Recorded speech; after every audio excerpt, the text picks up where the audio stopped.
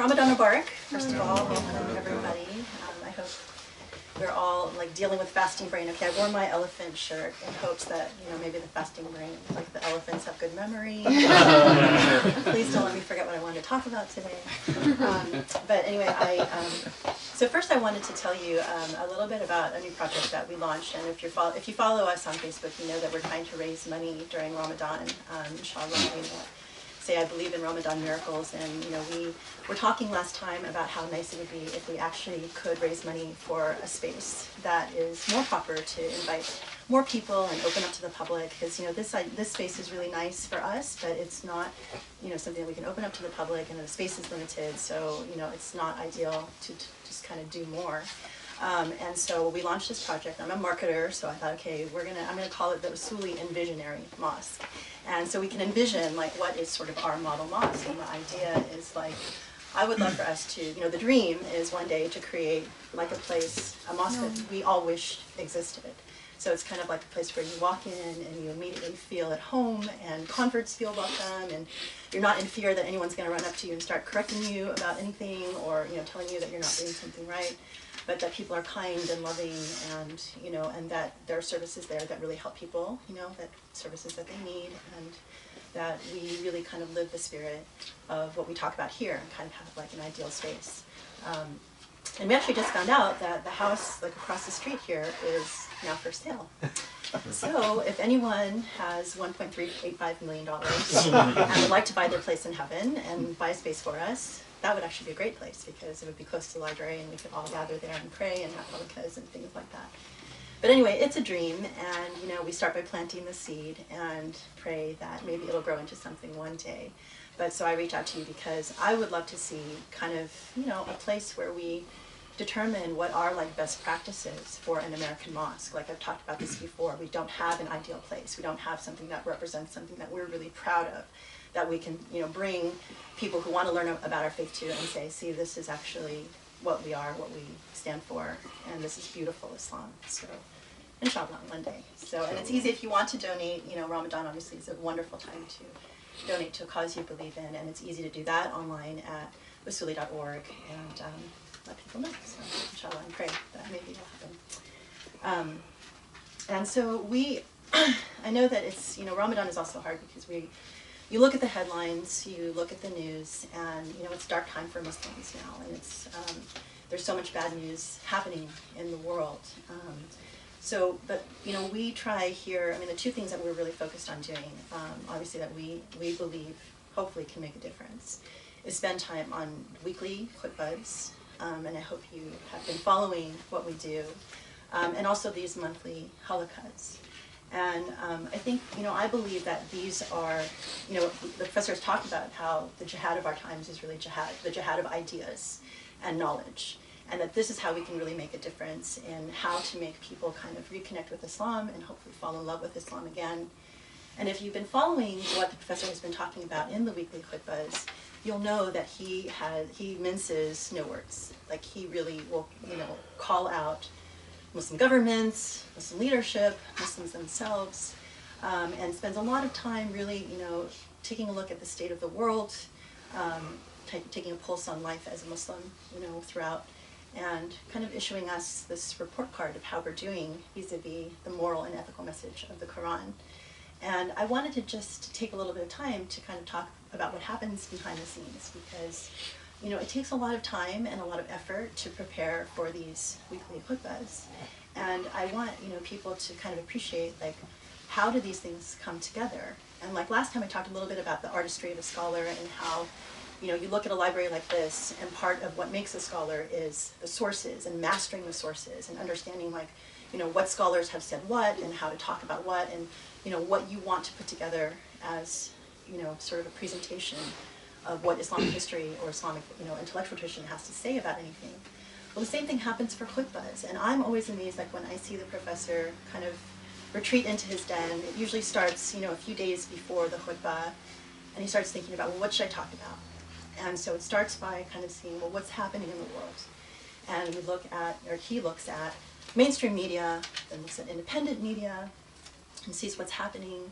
And then we have Arabic channels at home too, so he is watching the Arabic channels. you know, what are they saying in Saudi Arabia? What are they saying in the UAE? What are they saying in Egypt? What are they saying in the independent channels in different places in the world? What are they saying in Israel? How are these same issues being presented from different viewpoints, whether it's a Wahhabi viewpoint or, you know, more liberal viewpoint? Then what are people saying on YouTube? You know, and what are the Muslim leaders saying about, you know, things here in America? And, you know, what does all of this mean? Like, how do you synthesize all of this data? And, you know, how should we be thinking about it as Muslims? What are Muslims doing? Are they reacting to it? Do they even know that this is happening? And all of this then comes together, and he then, you know, goes to sort of the spiritual side of it. And it's like, okay, what should we as Muslims be thinking about what's happening? How should we be reacting? And puts that all together, and it easily could take 5 or 10 hours a week, and comes with this very powerful message, which, you know, and also the other thing he does is he looks at other khutbahs that are being given around the country, and it's like, who's talking about this, and how are people talking about it? So I think from that you understand it's very special, and it takes a lot of investment and time that also isn't spent on scholarship. And so I want people to understand, like, you know, this is really exciting. You know, on a weekly basis, you get Khaled Abou El Fadl, who is an expert in Islamic law and, you know, sort of the big issues of the day, like, you know, everything from political asylum to human trafficking to law and terrorism and national security. Being able to bring all of that to bear in, you know, a weekly khutbah. And I think that it's really powerful to know that this, for us as Muslims, is such a blessing and such an education. Like, if you do nothing else but watch on a weekly basis and invest that 30 minutes to maybe an hour to know what's happening in the world and how should we respond to it as Muslims, you know, that's very exciting, and I hope that that can change. And, you know, the sad thing is it's like we kind of, well, maybe it's not sad. I mean, it's like, you know, people have commented on Facebook where I share it, where it's like, oh my God, this is an incredible khutbah, and hundreds of thousands of people should be watching this and sharing it. But you can see that it's really more like hundreds of people. So, you know, I wanted to also encourage people, you know, if you believe in what we're doing and you believe in the message and you see like how breathtakingly honest, and honestly it's, you know, puts us at risk too, you know, because when he speaks out and says, calls things as it is, it can, you know, you hear about people who are speaking out, who are getting threatened by the Saudi government and, you know, things that happen to them. You know, it's not an easy time to speak truth to power. But obviously, I think if we come together, if, you know, everyone can share and get the word out about these khutbahs, I think it can make a real difference. And same thing for the monthly halaqas. You know, there's a lot of preparation that goes into, you know, what is presented here in this space. So usually the professor, again, will start, you know, sometimes a week before, sometimes several days before, and, you know, starts reviewing the things that he learned when he was coming up through the halaqas, and then choosing sources and rereading and trying to figure out, you know, which scholars he wants to present and how to synthesize certain data, and then, you know, also talking about what's happening in the world and how does, you know, what we discover in terms of the nuance and meaning of the Quran relate to our life today, because it really has to make a difference for us, you know, and how we live our lives in this context. So, you know, deciding how to put all of that together and presenting it is, again, it's a very time-consuming process. And, you know, we show up here because we love what we do. We believe in the power of, you know, this beautiful message. And, you know, we don't get paid for this, but we, you know, inshallah, we just want, you know, things to improve. And I hope that people will, you know, also reciprocate with sharing the word, taking the time to learn from, you know, this knowledge base. And hopefully we can spark, you know, an intellectual revolution or get people excited to fall in love and recommit to this faith. So I just wanted to ask you again, please share widely with your social networks, and, you know, inshallah, hopefully we can make a difference. It's one way to fight back. And on that point, I just want to take a moment to speak to the Muslim Holocaust that is taking place in China. And, you know, hopefully everyone is aware of the millions of Muslims that are getting imprisoned and tortured and incarcerated, and, you know, all the things, the horrible things that are happening in China. One small thing that we can do is there is a bill now that's going through called the Weger Human Rights Policy Act of 2019. And if you follow me on Facebook, I actually put on my homepage a place where you can get details about what's in that policy act and they're actually meeting on Monday in front of, I think, the Senate Foreign Relations Committee. But what we can do is, if you go to that link, you can look up, like, who our representatives are, and you can call them or write them and let them know to please support this bill. And it basically calls out what's happening and says that we should take a stand against it. So that's very important. Okay, so lastly, what I want to talk about today, at the end of the last Halaqa, the professor actually said to me, you've never really talked about why you fell in love with Islam, and what was it about it that made you really love Islam? We were talking a lot about love recently. And there was a story that he shared, or actually it was a tafsir, a portion of tafsir, that he shared like in the Q&A section. It was like way at the end. I think a lot of people had left, and only the hardcore people were left. But there was something that he shared that really resonated with me and inspired me to kind of tell a little bit more about my story for whatever it's worth. So I wanted to just express, like, I've talked about my conversion experience before, and early in my Muslim days, I had some really, really difficult tests, and I think I had said before that I was disconnected from my family for about 8 years. My parents are Taiwanese immigrants, and I'm an only child, the only daughter, and so there were a lot of hopes and dreams that were placed in me. My parents came over from Taiwan when they were in their 20s, and my dad was, it was a typical immigrant story. They came here trying to have a better life. Both my parents were really highly educated. They had graduated from college.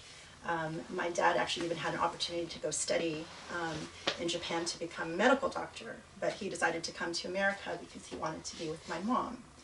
And my mom came, and her first job was, she was an executive secretary for one of the directors of UNICEF. And she had come and she had borrowed like $1,000 from her boss. And she was pregnant with me. She was working hard, sending money back home. So it was tough times. And my dad, when he came here, because his English language was not up to par, he started out as one of these construction, like the day workers, the guys that stay on the streets and try and, get random jobs. And sometimes they would take him and they would drive him to a job and they wouldn't bring him back. So he would be kind of stuck, and he'd call my mom and say, I don't really know where I am and I'm not sure how to get back.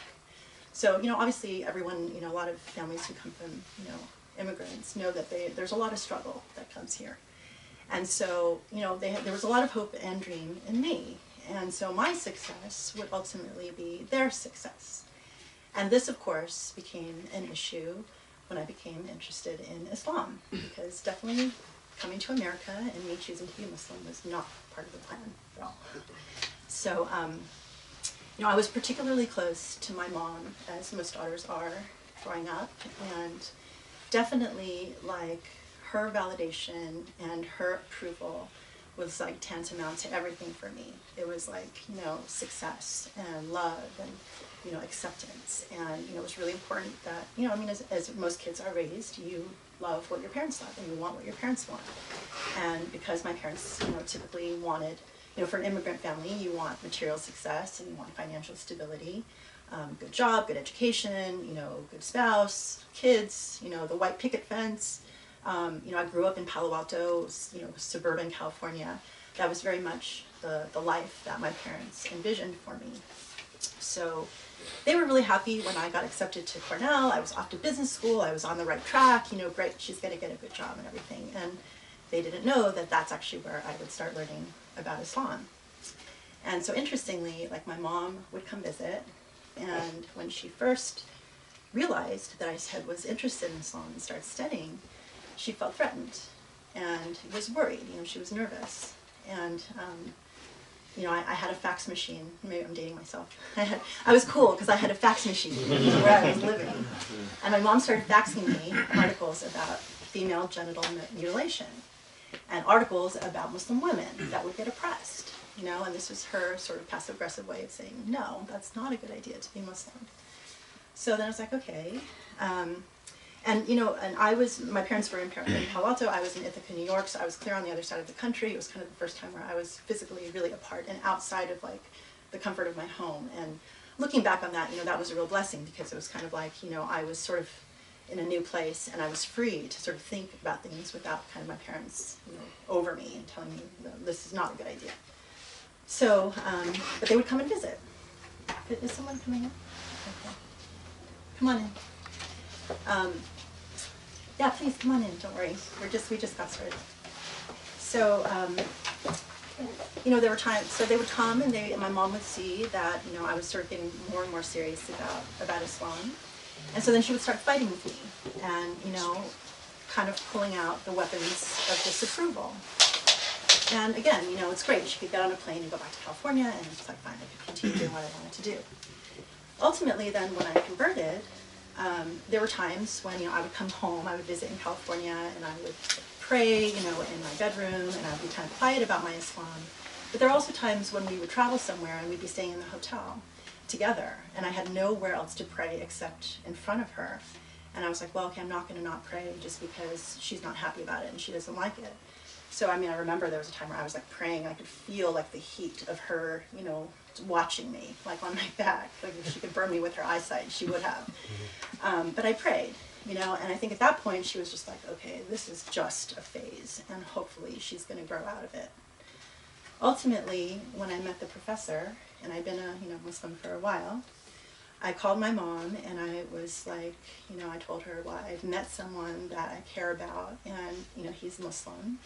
And when I told her her name, and she heard that it was an Arab-sounding name, she immediately broke down crying, and she, you know, she recognized this was like a serious crisis, that her daughter was now like really into it, and that she had to up her resistance game.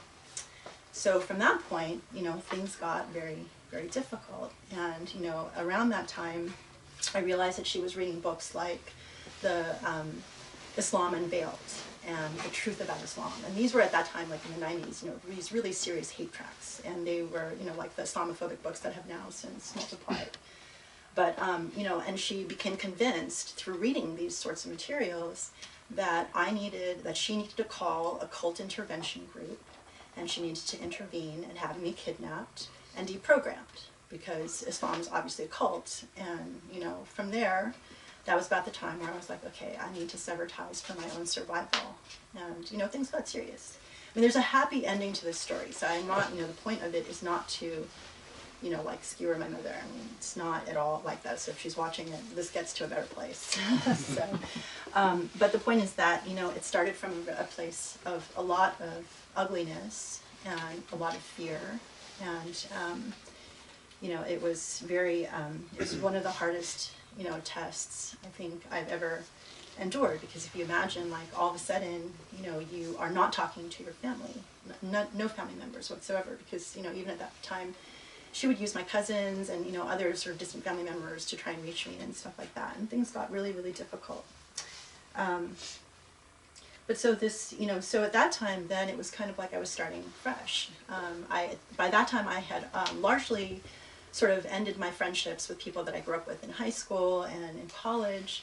And the reason was because when I sort of made the decision that I wanted to live a life of purpose and I wanted to live a life of morality and meaning, you know, my friends, I had all of a sudden had really nothing in common with my friends anymore. I mean, they were squarely in the material life, and they were not even interested in having a conversation about a spiritual life. So I knew, like, okay, well, it's not good for my health, and it's not, you know, not something that I really want to continue. And so that, you know, I didn't really have any friends anymore, and I didn't know many Muslims.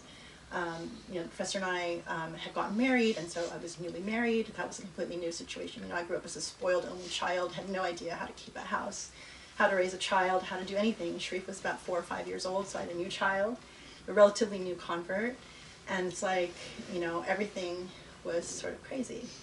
But, but the thing that I did have with me was my mother's validation compass, right? I still had in me that sort of, you know, need to have my mother's validation. Just because I wasn't talking to her didn't mean that I didn't have what she raised me with, and that was really difficult. So this brings me back then to what the professor talked about at the end of the last Halaqa, which is this really beautiful, and I don't remember the name of the scholar, but I think in one of the books that he was talking about, the idea that human beings, when they start out in the fetus of their mothers, they're in a very tranquil, safe place. And then they're born and they become aware of the cold world, you know, material world that exists. And they grow up, but they grow up still with this sort of longing for the divine. And that falling in love with the divine is sort of it's like kind of a reverse process where you want to kind of move back to the womb of God, the womb of Allah and the tranquility of Allah, and it's kind of a process of migration. And so when the professor said that, it just resonated so much with me, because I remember like how difficult it was, even though I had made the decision to become Muslim, even though everything around me was Muslim, there was still so much within me that was that 27 years of my mother's religion that I grew up with. And it's like I had that, but now I had made the decision that I wanted to follow a new religion. And it's like these two religions I knew could not coexist because they were diametrically opposed to one another. And they had to like battle themselves out within me. And that was a really hard process. Because, on one end, it's like everything was material, and on the other end, it was really about, focusing on the spiritual. And the other thing that resonated with me is, the professor was talking about how there's just this intuitive understanding. Like I knew from a child, like the child version of me always believed in God. Like I always believed that there was, like a power. There was someone watching me that knew everything that I did and what I thought and how I felt, and that was always with me. And so that's kind of how I understood that. I always felt like, even though I'm in love with my mother and I'm with my mother and I'm in my family home, I still, believe that there's someone watching me. And I even remember like I was 10 years old, and now I understand, I look back on this and I recognize this as this longing for the divine. I remember I would perpetually have this sort of visceral emptiness in my stomach, and I always felt kind of lonely, and I felt kind of depressed, and I felt like something was missing. And my mom would be right there, and I would be like at home, and I would be surrounded by everything, but still there was something missing. And now it's like, okay, yes, that feeling, I think, is what ultimately led me to search for God and ultimately, find Islam. And I would tell my mother about this. I had this like weird feeling, and she would be like, you probably have a stomach ache, you probably ate something. I'm like, no, it's not like that. So when I started, my path to Islam was really like through reading and prayer and talking to God. And quite frankly, the obstacle that I had that I had to overcome to actually accept Islam was kind of overcoming all of these preconceived Islamophobic notions I had, which was kind of like all the negative stuff that I assumed or I had heard about Islam. But once I actually started reading about like the oneness of God and, like the values and the virtues of the faith, what really struck me more than anything was just the familiarity of it, and how so much of it, like, the idea of justice and equality and fairness and kindness and love and like being good to others, it was like so familiar. It was like everything that I associated with being a good person. And I read, things were logical and they made sense and nothing was foreign. It made me feel like I was coming home. And it was just, I can't really express anything other than to say, I felt, here I was an American girl. I grew up, in suburbs, and, everything about my life was material. But when I knew about Islam like that, I felt more at home with that than I felt in my family home. It was, it was like a home that my soul already knew and already recognized. So,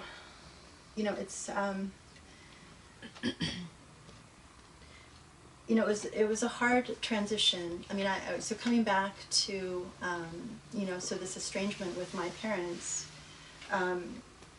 it was interesting because, I always say that me converting to Islam was actually one of the best things that happened to my parents too. I mean, my mother was really devastated when I sort of cut relations, and so devastated that she actually turned to God and started going to church. So she actually became a religious person, and we were like kind of on opposite ends of the spectrum, and we became sort of closer within range where we could actually have a relationship. And, that was something that was really beautiful, but it took a long time.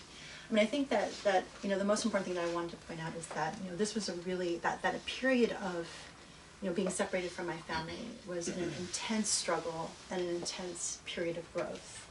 And I feel like looking back, it's like God knew that I had to have that kind of severance from my family in order to sort of rediscover God and, kind of move towards finding my true mother. And, you know, it's not something that took, I mean, you know, it was not overnight. It was a lot of like hard-won battles. It was a lot of prayer and reflection, and a lot of pain and a lot of suffering, and a lot of loneliness, quite frankly. But, you know, looking back now, I'm so grateful to be able to say that, my God, that is exactly what I needed to be able to kind of free myself and move from being sort of that spoiled only child that kind of saw the world through the lens of my mother, to being, you know, as the tradition says, it's like seeing with the eyes of God, hearing with the ears of God, you know, touching with the hands of God. And this is not to say that, you know, by any chance that I am successful or I've, you know, completed the journey or anything like that at all. It's just to say that, you know, now, because of all of that experience, I feel really grateful to be able to say, you know, like now I look at my mother very differently. Like when I think about, you know, when I'm sad, you know, most people think to call their mom. You know, I tend to think about, you know, praying. When I'm anxious, I tend to think about God. When I, you know, have done something that I'm ashamed of, I tend to think of, you know, turning towards God. And it's more of a reflex that has kind of grown over time, but that gives me a lot of strength. And part of it is because along the way, I realized my mom is a human being. You know, she was ultimately my source of validation for so long, but she is not the source of perfect love. She's not the source of perfect justice, perfect compassion, perfect mercy, perfect fairness, perfect understanding, perfect knowledge. You know, those things can only be God. And when you reach that and you realize that's where I want to place my comfort and my strength. And, you know, my mom is just someone who is a human being that's on the journey with me, and I pray that, you know, she will get to a good place with God too. But it's something that's really empowering, and, you know, that comes from, you know, I mean, it's actually, I want to read from, you know, you've heard that tradition also, you take one step towards God and God will take 10 steps towards you. And I've really found that to be true in my life. And so now, I mean, you know, starting out, I literally had written like a letter of divorce to my parents. I was like, I'm done with you and I will see you on the final day. Like things had gotten so bad. And now, you know, 25 years later, we're in a place that I could never have imagined. We have a good relationship. My parents are huge supporters of what we do. And not even just that, I feel like they even admire like the work that we're doing, and they are like rooting for us. And my mom and my dad have, you know, changed. They've helped a lot of us, a lot of people, you know, and it's truly miraculous. Like as I was writing this and I was thinking about this last night, I started crying because it occurred to me. It's like when you kind of process it all and you start thinking about the long way that you've come and how you can go from a place of darkness to a place of beauty. It's truly miraculous, and it's the only way it can happen is through the love of God. And so, you know, like I started this journey many years ago as a broken person. You know, I really didn't like myself and I didn't know what I stood for. And over the years, I mean, I'm so grateful to say, you know, I like who I am today. I know who I am. I get to work in my passion and my strength. You know, I get to be, you know, working with a partner that I love and admire and respect. And I feel like I can serve my purpose. And this, I mean, it's truly miraculous. So I wonder, like, okay, how in the world did this happen? But it came through the instrumentality of Islam, and it came through the instrumentality of God. So I am the first person to testify that I believe in this message, and I believe in the transformative power of this message, and I believe in the transformative power of this approach. And so I you know, really hope that, you know, the work that I do or that we do here can lead to that for other people, because I know a lot of people are searching. And they're searching for something beautiful. They're searching to come home, and that feeling of home and comfort. And I believe that it's there. So that's why I fell in love with Islam. I continue to love Islam, and I believe in the power of love in Islam. So that's it. Thank you.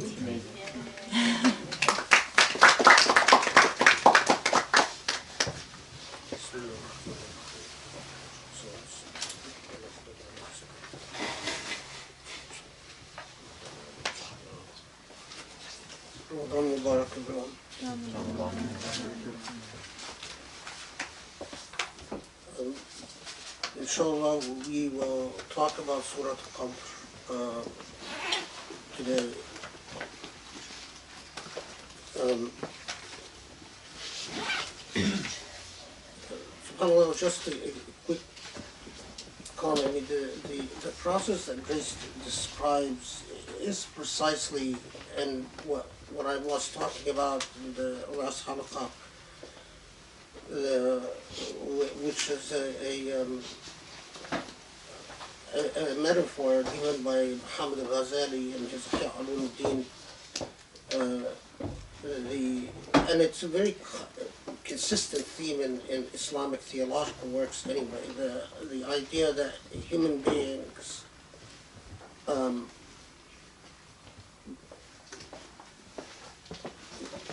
they emerge from oblivion to tranquility and comfort, and the tranquility and comfort that they experience in the womb, the journey of a human being is to come to the realization, the enlightened realization that the womb of God is more secure and more dependable and more lasting. And a lot of the imagery in the Quran dovetails and reinforces this. So when you are born, you intuitively, through your fitrah, you realize the act of separation, and the process of birth has its own trauma, but a baby cries and is comforted by being reminded of the womb of the mother through the embracement, being in his mother's embrace, and through the whole suckling process and breastfeeding process, which gives it sort of like taps into the memory of comfort and security and tranquility. And as children, we deal with the longing for that sense of security and tranquility by distraction. We play. And we play and we become distracted and we become happy. Now, as you grow up, some people never emerge from that phase, that childhood phase. As much as they grow up, they only know distraction through play. And the way that they deal with the anxiety of having been separated from the womb, they never go beyond that childhood stage of wanting to distract themselves from that sense of anxiety by basically pursuing playing. Now, the playing, of course, as we get older, it might take, instead of playing with whatever children play with, it might take the form of speedboats or dirt bikes or car racing, but it's still the same thing. You're still, fundamentally, your psychology is that you are distracting yourself from that journey by playing. Of course, and Ghazali and others have written at length about this, and Ibn Arabi has written mind-boggling flashes of insight about this. But there are loneliness is as intuitive and innate to human beings as the realization of the laws of causation. We human beings, when we're children, we might have fantasies that if we flap our wings, we're going to fly. Or that we can be like Batman, we can jump off a high building and land safely. When we're children, we have these fantasies and we can believe them. And when we're children, we also don't realize our mortality. We have a sense of being impregnable and immune, that we can't think, we can't visualize of death, we can't imagine death. As we grow up, we start learning the laws of causation, and they're innate in us. We start learning that if you flap your wings, you're not going to fly. And it's not an easy process. I mean, many of us become embittered by these realizations, and we give up on the entire spiritual journey because we think that the laws of causation are so overwhelming and so suffocating. And instead of realizing that this is but a step towards in the spiritual journey, نخلد في الأرض, as the Quran describes it, that we become as if bound to earthly things, never getting beyond the laws of the material world. Now,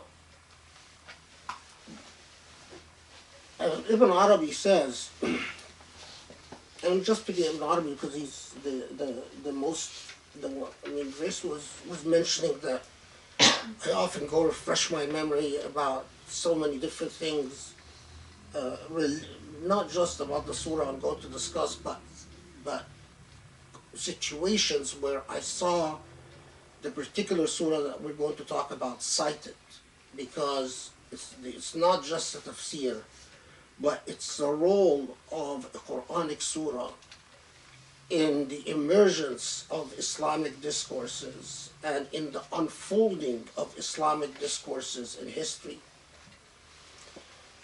And then you have to make the very hard choice of what to choose to present, because you're dealing with a very extensive tradition. I mean, a tradition that, if you just take the first 1,000 years, and a tradition within many schools of thought, from the most literal and legalistic to the most metaphorical and spiritualistic in orientation. And so the choice of what to present is a very serious responsibility. Your ultimate judge is Allah, but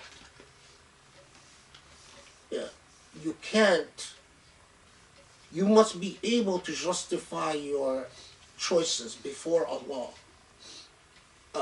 because you are responsible for that. It's interesting what Grace chose to talk about, because one of the things that, I've said it in different forms in the past, but I'll say it again, that one of the most troubling things about us Muslims in the modern age is the tendency, because colonialism has left Muslims severed from their tradition, disconnected from their tradition. The problem was further augmented when colonialism have taught us to look down upon our language and our grammar and our native languages in general. And, you know, we see culminating in things like when Turkey changed the Arabic script to the Latin script and things like that. Because of that severing, then the choice to present whatever you present, if done, if ultimately what your standard is your whim, that's a very serious sin before Allah. That's a very, every choice you make, you are responsible. You're going to answer for it before Allah. But the thing that is very problematic is that so many Muslims in the modern age act like the uprooted human beings that they are. They shoot from the hip without even troubling themselves with thinking about, well, all the great intellects and consciousness, plural of consciousness, whatever. What was the cumulative discourses about the same subject that I'm dealing with, and the result of shooting from the hip? So, I often find that, for instance, when it comes to the khutbah al-Jum'ah, the person who's giving the khutbah will spend maybe 15 minutes, if that, before they literally don't take it. It's a very heavy responsibility. Once you talk to people, you are making an implicit claim of authority. And making that implicit claim of authority, you are responsible for the way that people either understand you or misunderstand you, and the way that you lead people or mislead people. And if you ultimately, and again, this is a part of morality that is grossly missing in our modern Muslim culture, is that the word is a very serious responsibility. The utterance of a word is a very serious responsibility. And if ultimately you are found before Allah to have been negligent or derelict in your duties and responsibilities towards speech, towards the word, that you have not done your due diligence before speaking and saying what you said, the responsibility is astounding. And especially if people actually deferred to your claim of implicit authority, meaning that if people actually took you at your word, believed you, and because they believed you, they did or not do things because you said so. And then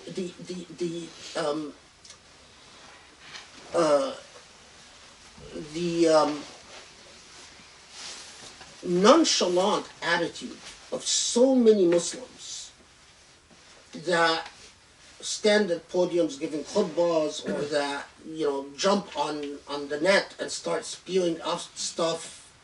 One of the earmarks of a crumbling civilization, civilizational disintegration, is the hierarchy within a civilization, not the structural hierarchy, but the social hierarchy, the sense of respect for one another, for fields of specialization and expertise crumbles. One of the earmarks of civilizational disintegration is that people no longer have a sense of roles. And imagine, one of the best historians that I saw that I've read describing this, said the roles within a society are like the performers within an orchestra. There is a role for the violinists, for the violists, a role for the cellists, a role for the bass players, a role for the flutists, for the oboe players.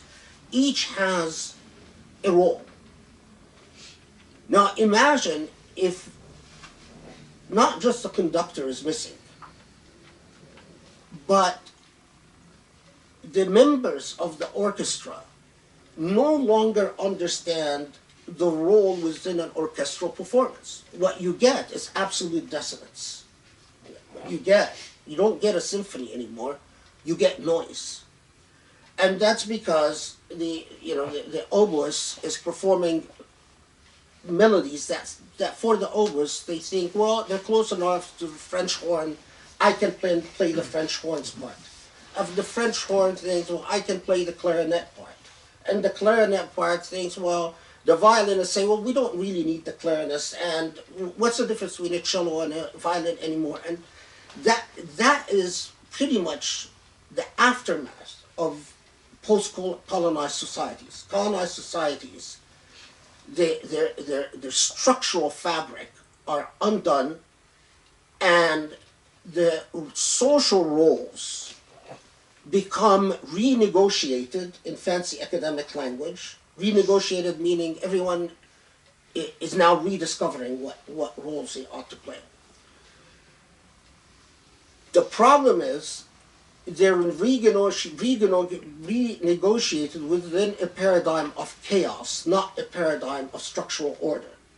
So there is no one performing, and what becomes, when people renegotiate, while history has disintegrated, authority has disintegrated, religion has disintegrated, so on, they reduce themselves to the stark language of power. Sheer power. Whoever is stronger gets their way, and whoever is weaker doesn't get their way.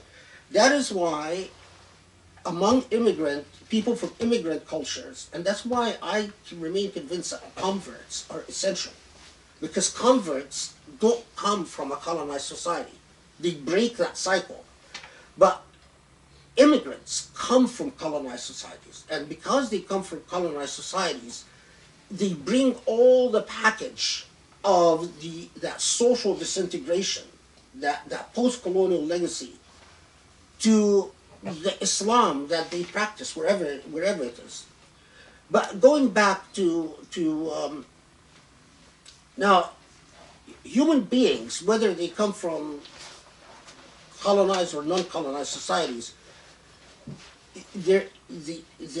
what is innate within them is that they soon come to realize their loneliness in the journey, that there is always something missing. Now, they might remain stuck in the childhood phase, and they never get beyond playing, and they always fill that gap by playing. And there are many grown-ups like that. You see them all over the place. That might take a demonic twist. And a demonic twist in our language means that they try to fill that gap through transgression upon the rights of others, through sadist tendencies, the enjoyment of hurting others and feeling power over others because of that sense of longing and loneliness, or through addiction to sex or drugs or alcohol. It's still the same gap, it's still the same longing. The vast majority of human beings feel that longing, and they continue to try to fill it up with material acquisitions. They buy things. And they buy things because everything that they buy gives them the false illusion that their loneliness will end with the new acquisitions. The new car is going to make me feel great. The new house is going to make me feel great. The new couch is going to make me feel great.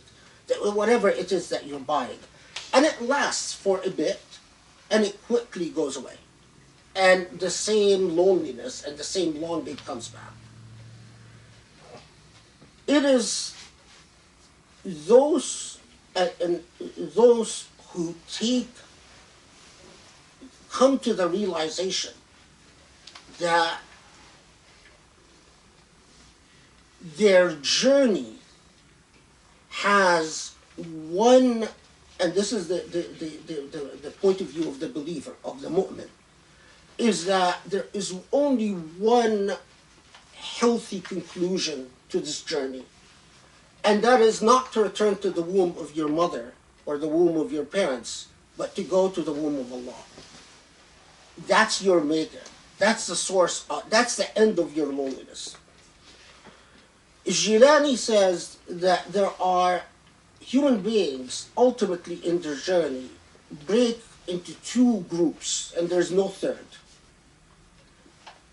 Those who realize that their companion throughout their earthly life is Allah, and those who don't realize.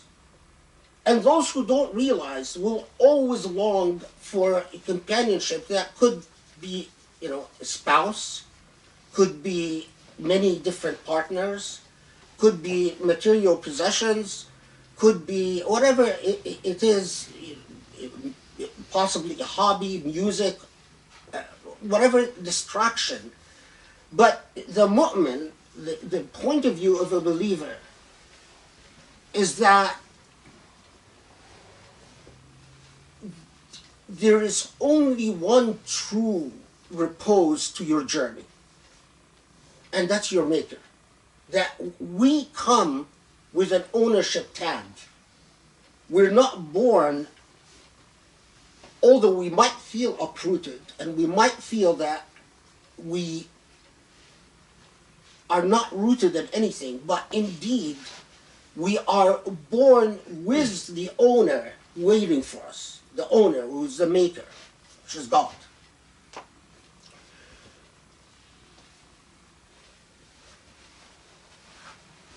It's very interesting because it dovetails in very interesting ways with some things we're going to talk about in Surah al Qadr.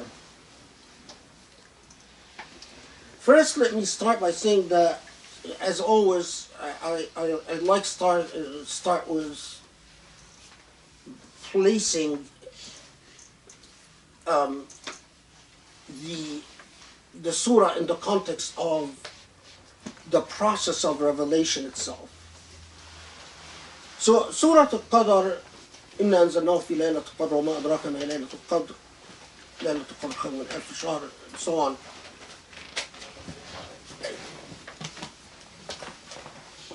Most agree that the surah was revealed in Mecca, that it's a Meccan surah.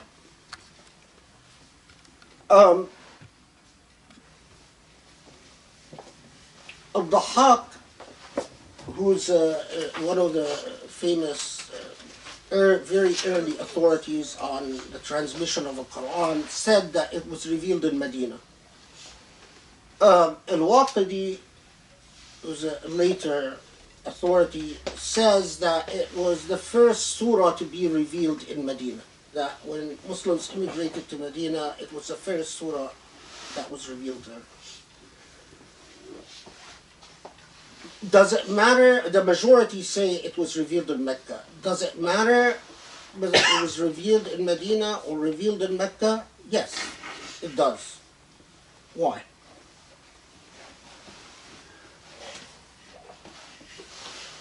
All the revelation, all the Meccan revelation, build the moral structure of a human being. The role of the Meccan revelation was to form the consciousness of the believer. The Medinian period will be the project for a working society and polity. It is ultimately the fruit of what came to the fore during the Meccan period. Unlike some modern Muslim scholars who I think are sadly misguided, they're both who believe that the Meccan period is important and the Medinian period is not. I think that that transgresses upon the sanctity of the Quran itself. No, both are equally important. But we have to understand that the Meccan period builds your moral structure. and the Medinian period deals with how that moral structure is to be applied within a social context and within a political context. And the rules for formation are different than the rules for application. I'm not, we take things in steps, and inshallah, if you're with us, and if I'm with you on this earth long enough, we might get to the rules, to the rules of application. But to deal with the rules of application before you deal with the rules of formation is disastrous. Because where is the impulse for a moral human being, an ethical human being come from?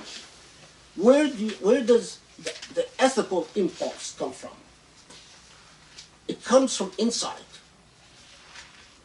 The law doesn't make you ethical.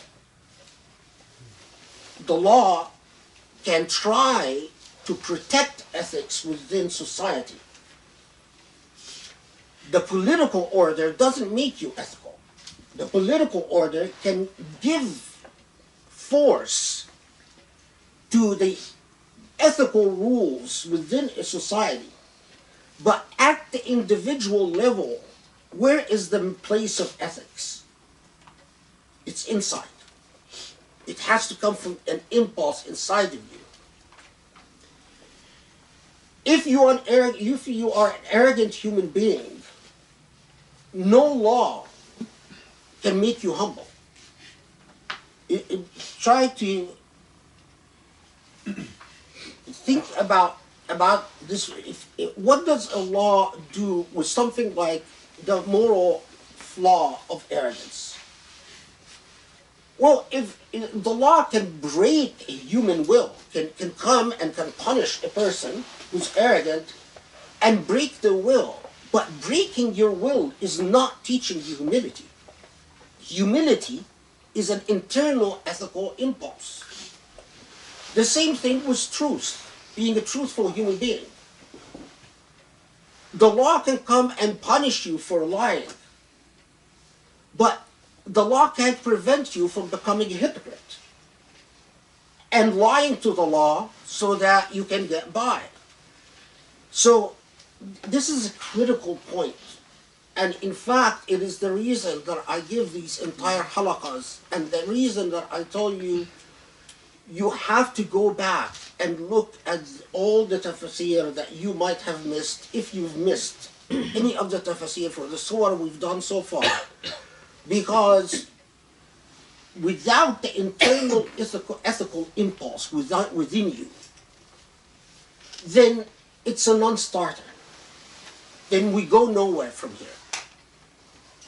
Not that, I have aspirations to start anything social or political or anything like that, but I do have the aspiration to set out the methodology for the Islamic Quranic vision, or at least to teach it, and to teach it within the range of different interpretive frameworks and schools of thought, within an acceptable range. In other words, I leave the outliers aside and focus on the mainstream. So the ethical impulse is critical, and it's within you.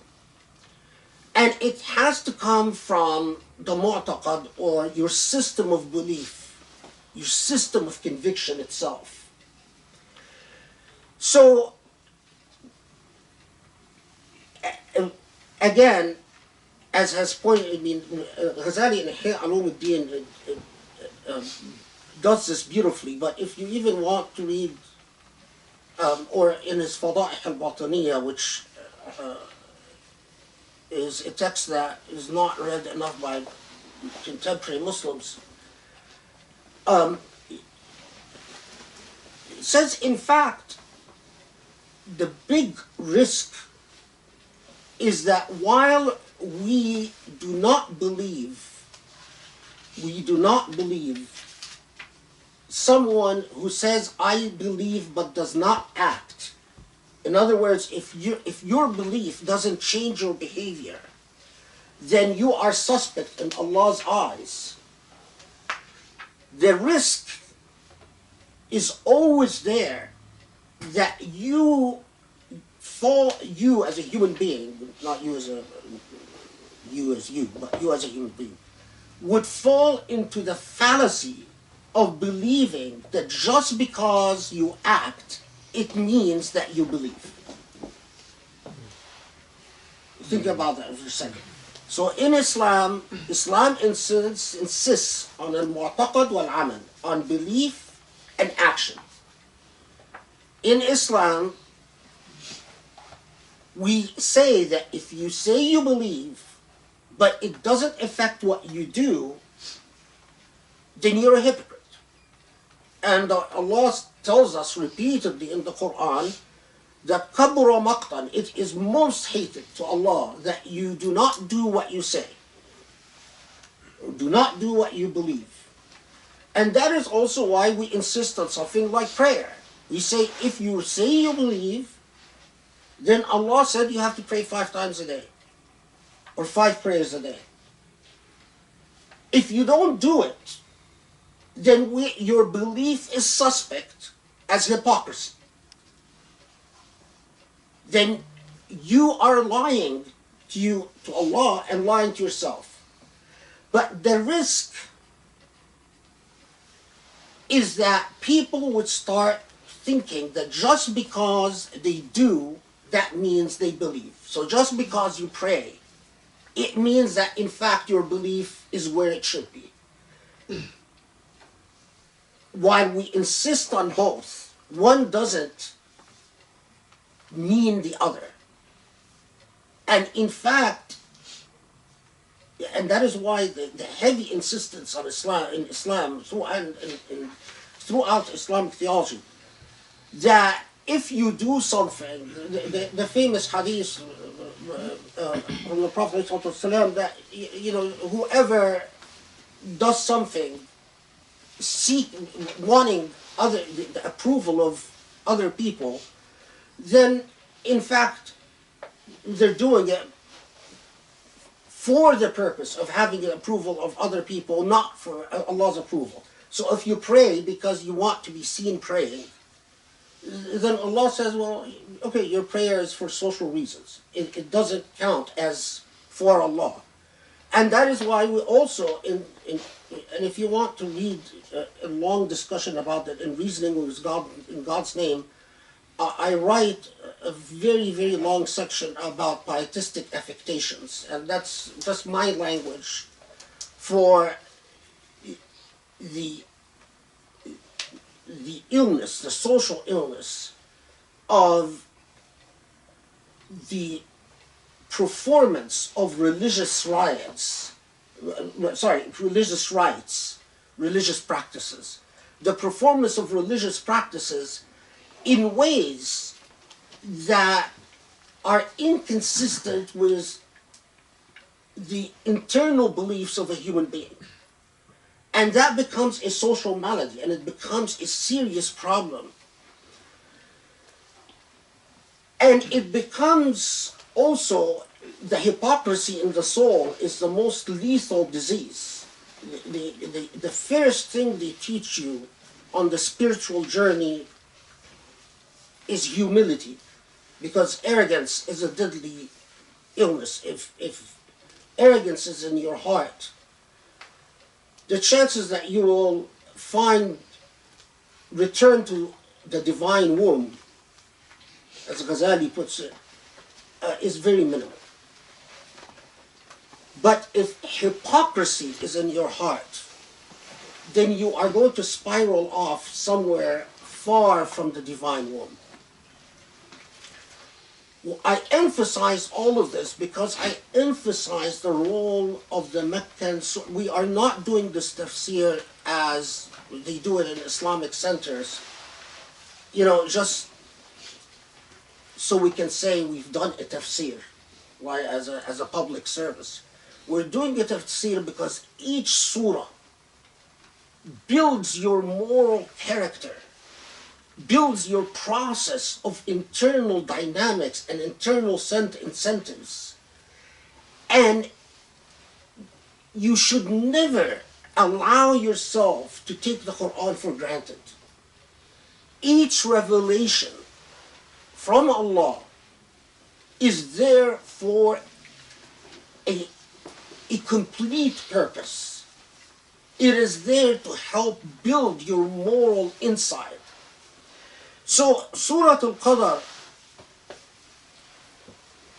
I believe it was a Meccan revelation because it belongs to the set of surah that we classify as consciousness forming. Now, I'm sure all of you memorize Surah Al-Qadr. It's very simple. We teach it to our children. Our children memorize it. They recite it in prayer. But it is one of the most important surah of the Quran. And, you know, I know you're fasting. I know you're tired. But I need you to dig deep and bring in your energy to the forefront, because you know it's ألقي عليكم قولا ثقيلا. I'm going to lay on you some heavy stuff.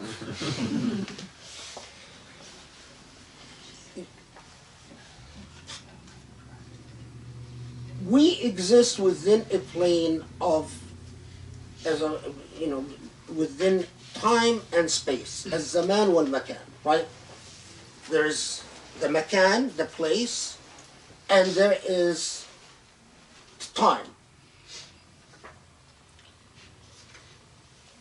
When we notice immediately about that, while Allah unfolded, and we've talked in previous surah about how when in the same way that Allah created the mountains and the stars and so on, in an instant, that reality will become completely changed.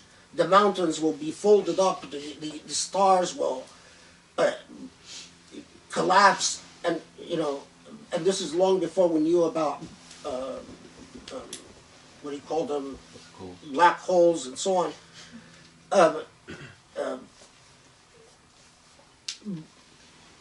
However, we notice immediately that within the Quranic revelation,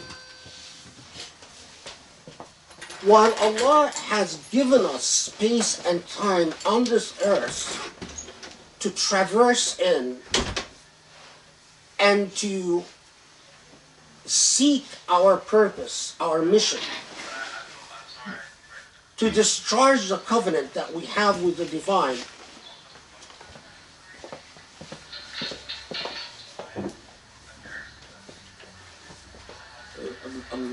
the noise is distracting me, so I'm pausing. Is this what time is it? 6:15. Okay. So I have a little bit of time. There is space and time within our creation. There is both space and time that enter within the realm of exceptions from Allah, that belong more, that are connected to the world of ghaib rather than the world of hudur, to the world of the unseen and unknown rather than the seen and experienced world. So alam al-ghayb wa alam al-shahada. There's alam al-shahada, that's the seen world, the world subject to the laws of causation that we can know and discover. And in fact, not only that, we are commanded to discover, and our command in alam al-shahada is ta'mir al-ard, is to inhabit and civilize the world per the divine covenant that we have. But there's also the world that we believe in that is not subject to the laws of causation and that is subject to the divine exception. And that's the unseen world, the world that we go to after our death. The world that you will experience inevitably, either to your joy or to your great sorrow at the moment of death.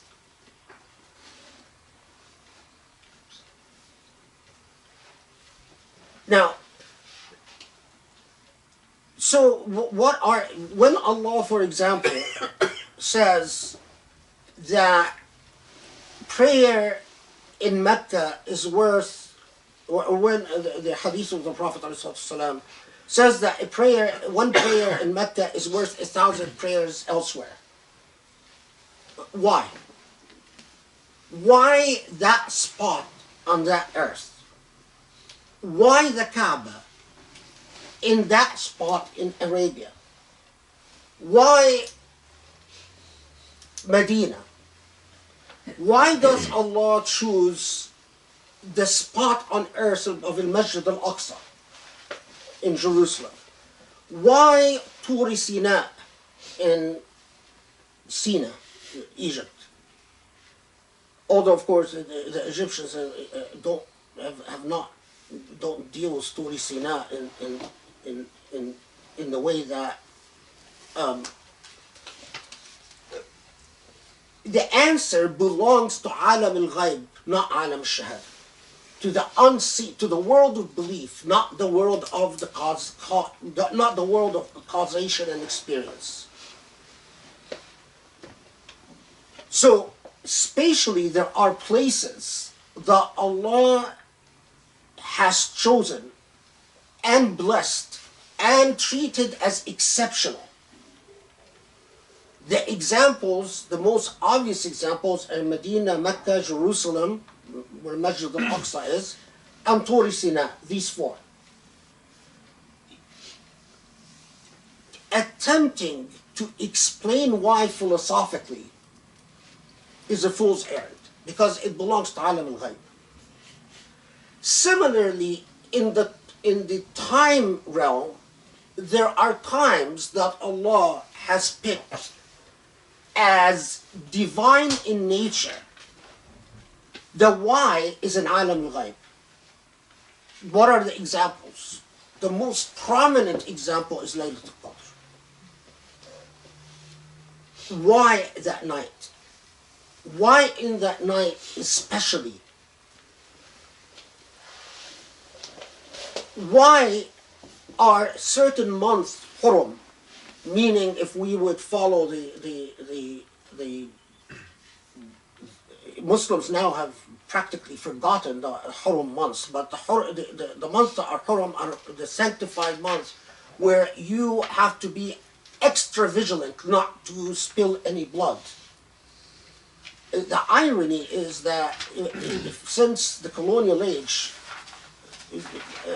there's a Syrian historian that alerted me to this, and I was skeptical first, and then I went back and started reading some of the material he referred to me, and he told me that the irony is that since the age of colonialism, it seems that every time the Ramadan comes around and there is a special effort to spill Muslim blood. Some type of, coincidence, demonic, who knows.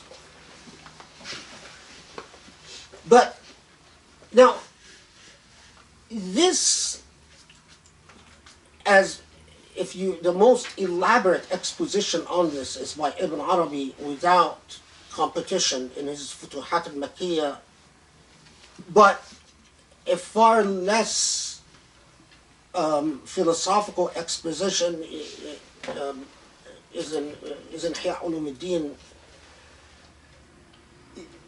that the expositions on this part is that although Allah sent us as vicegerents on earth, as viceroys of Allah, and given us time and space as our charge, it is as if the divine maintains the nexus of the ownership, the trademark of ownership, by making certain times and places within the jurisdiction of the divine.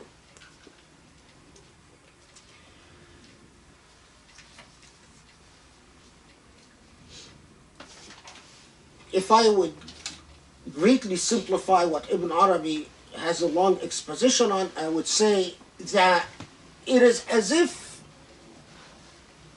Allah says, I put you under space and time, however, I will deputize you in space and time which will come to an end in the final day. All of it, all that reality will be materially changed. And that is why in my school of thought, it is a fallacy to try to understand heaven and hell within the laws of material causation that we experience in this life. The change will, the same God who created the laws of causation that relies on hydrogen atoms in this plane can completely alter this reality to something completely not experienced.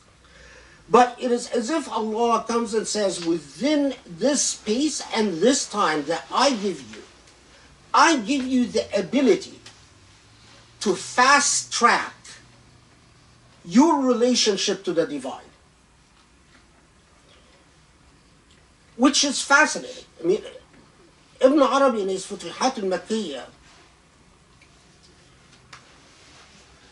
in our modern language, it is as if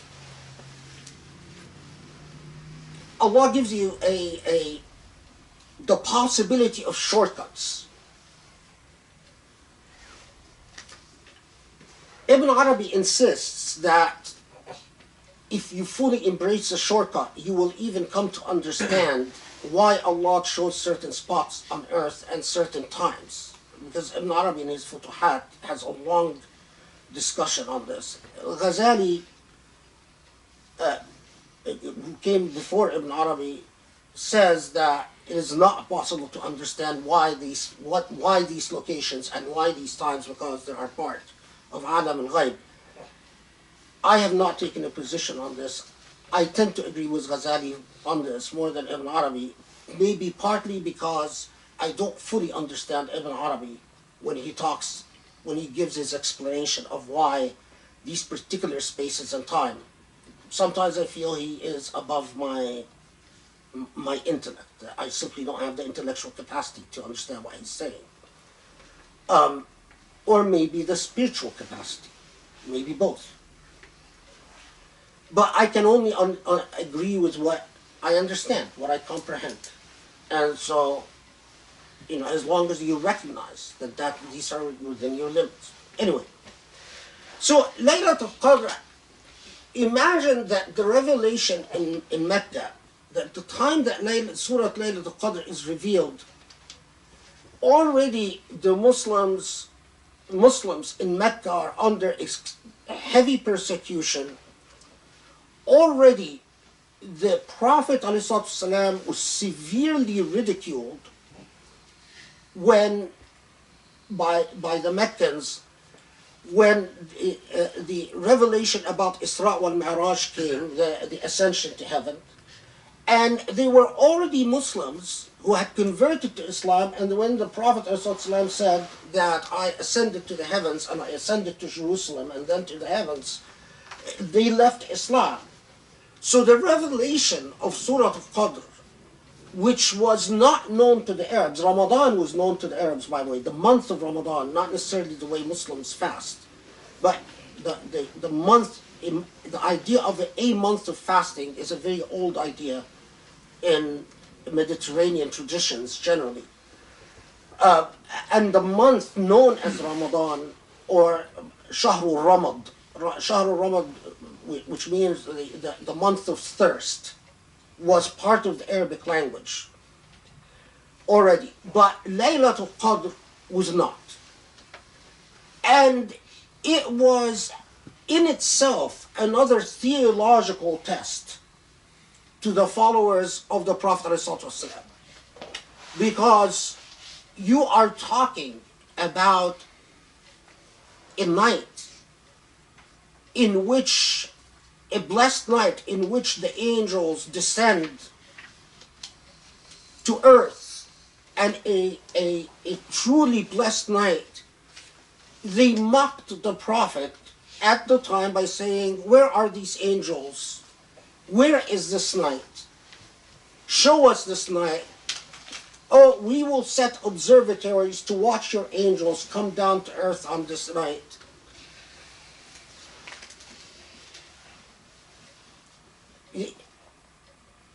This fascinates me because it is as if the moral molding, the molding of moral character of the early Muslims, who are going to then progress to the Medinian period, was formed through a set of trials and tribulations that are truly tough. You follow what I'm saying? Mm-hmm. And part of it is that you are asked to come to terms with your belief in the unseen, in the ghaib, and in what was unknown within the tradition of Arabs. So as then when Surah al Qadr is revealed,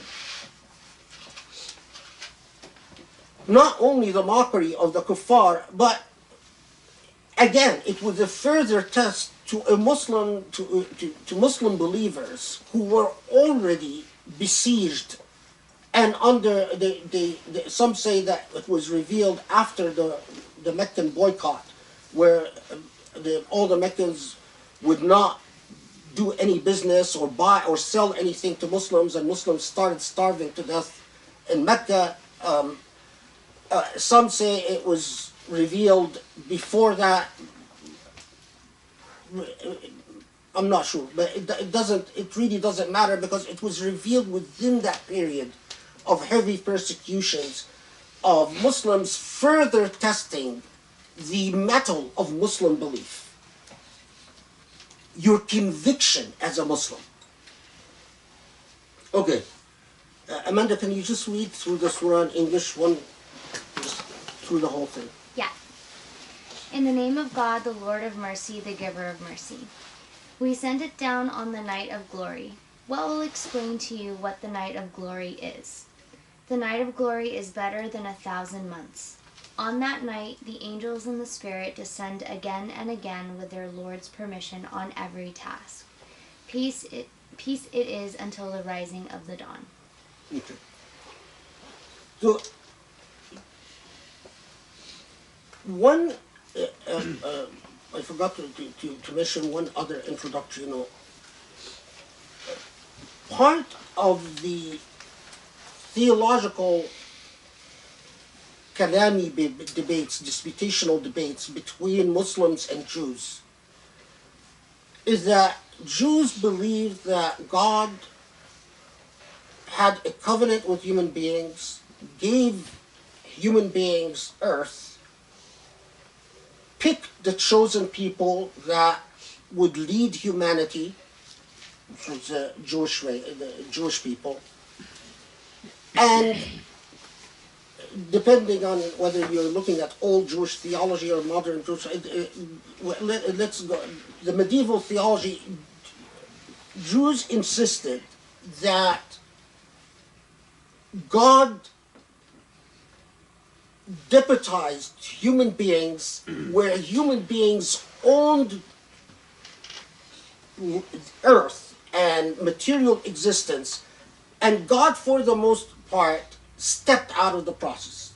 So that we said, here, now it's your responsibility, I'm not involved. You're the bosses now. Muslims insisted that that's not the case, that Allah continued to be the owner and intimately involved in the world of Shahada and the world of Ghaib. And I just remember this point because we'll come back to it in some of the reports about occasions for revelations about Surah al Qadr. Just keep it in mind. We'll come back to it. Okay, so first, inna anzalnahu. Here, we, inna, and Allah sometimes speaks in the singular, ana, and sometimes speaks in the plural, inna, and there is a reason behind, and particularly the Sufis excelled in their study of when Allah uses the plural and when Allah uses the singular.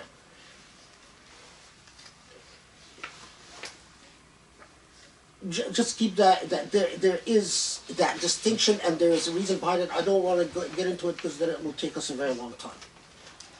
Inna, God, says, Inna anzalnahu. There is a damir ghaib here, which means that it's referring to something that is not mentioned explicitly.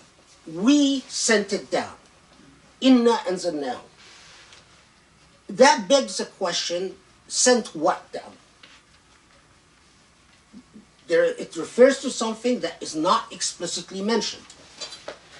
So when it says, Inna anzalnahu, we sent it down, fi Laylat al Qadr, in this particular night. Amanda's translation says glory, calls it night of glory. Does anyone else have any other translation? Yeah. What does it call? Night of destiny. Night of destiny. Okay. Any other ones? Night. Power. Decree. Night of power, night of decree. It's interesting because all of these translations are correct, and none of them are complete, which is quite fascinating because it's one of these surahs that that if you absorb, it elevates you. It can gives you it's a power within itself. Few Muslims realize the power of the surah, the energy that it has in our modern language. The way that it elevates and breaks even the boundaries of dimensions. But, so, Inna anzalnahu, we sent it in that night of Qadr, and we'll get to the word Qadr. Sent what? Of course, the Ahlul Tafsir, the Quranic commentators, talked about this at length, and they broke down into schools of thought. The majority, and I verified this again, and I do think it is the majority says that it is referring to the Quranic revelation. It's as if it's saying, Inna anzalna Quran, we sent the Quran on that night. A respectable school of thought, in my view a minority, but still a substantial school of thought, says no, it's not referring to the Quran, it's referring to Gabriel specifically. We sent Gabriel on the night of power. Another school, much smaller than the earlier two, says that it's referring to the angels of revelation and destiny. Referred to as Rusul al-Jabr, the angels that different angels have different charges. There are angels of birth, there are angels of death, there are angels of that affect destiny, there are angels that affect natural occurrences like natural disasters, and that the majority in the modern age, most Muslims learn that it's referring to the revelation of the Quran, which I agree with. And that's the majority. Now, within those who say that it's referring to the revelation of the Quran,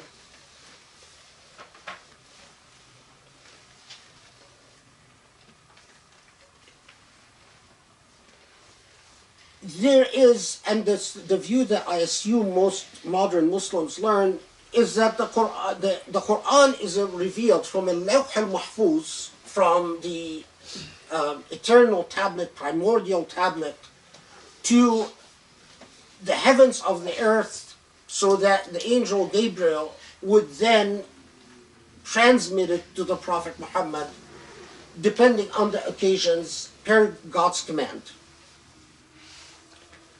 What is less known among modern Muslims is that this was not a unanimous view, and not the you can't even call it the predominant view, but rather that became sort of a predominant view within the modern age, but that many, I can't tell whether it's a majority or not a majority, that says, no, it's the beginning of the Quranic revelation, and not necessarily that when we talk about the Quran being taken from Al-Lawh al-Mahfuz, the eternal tablet, to the heavens of the earth, we are talking about the world of ghaib, the world of unknown.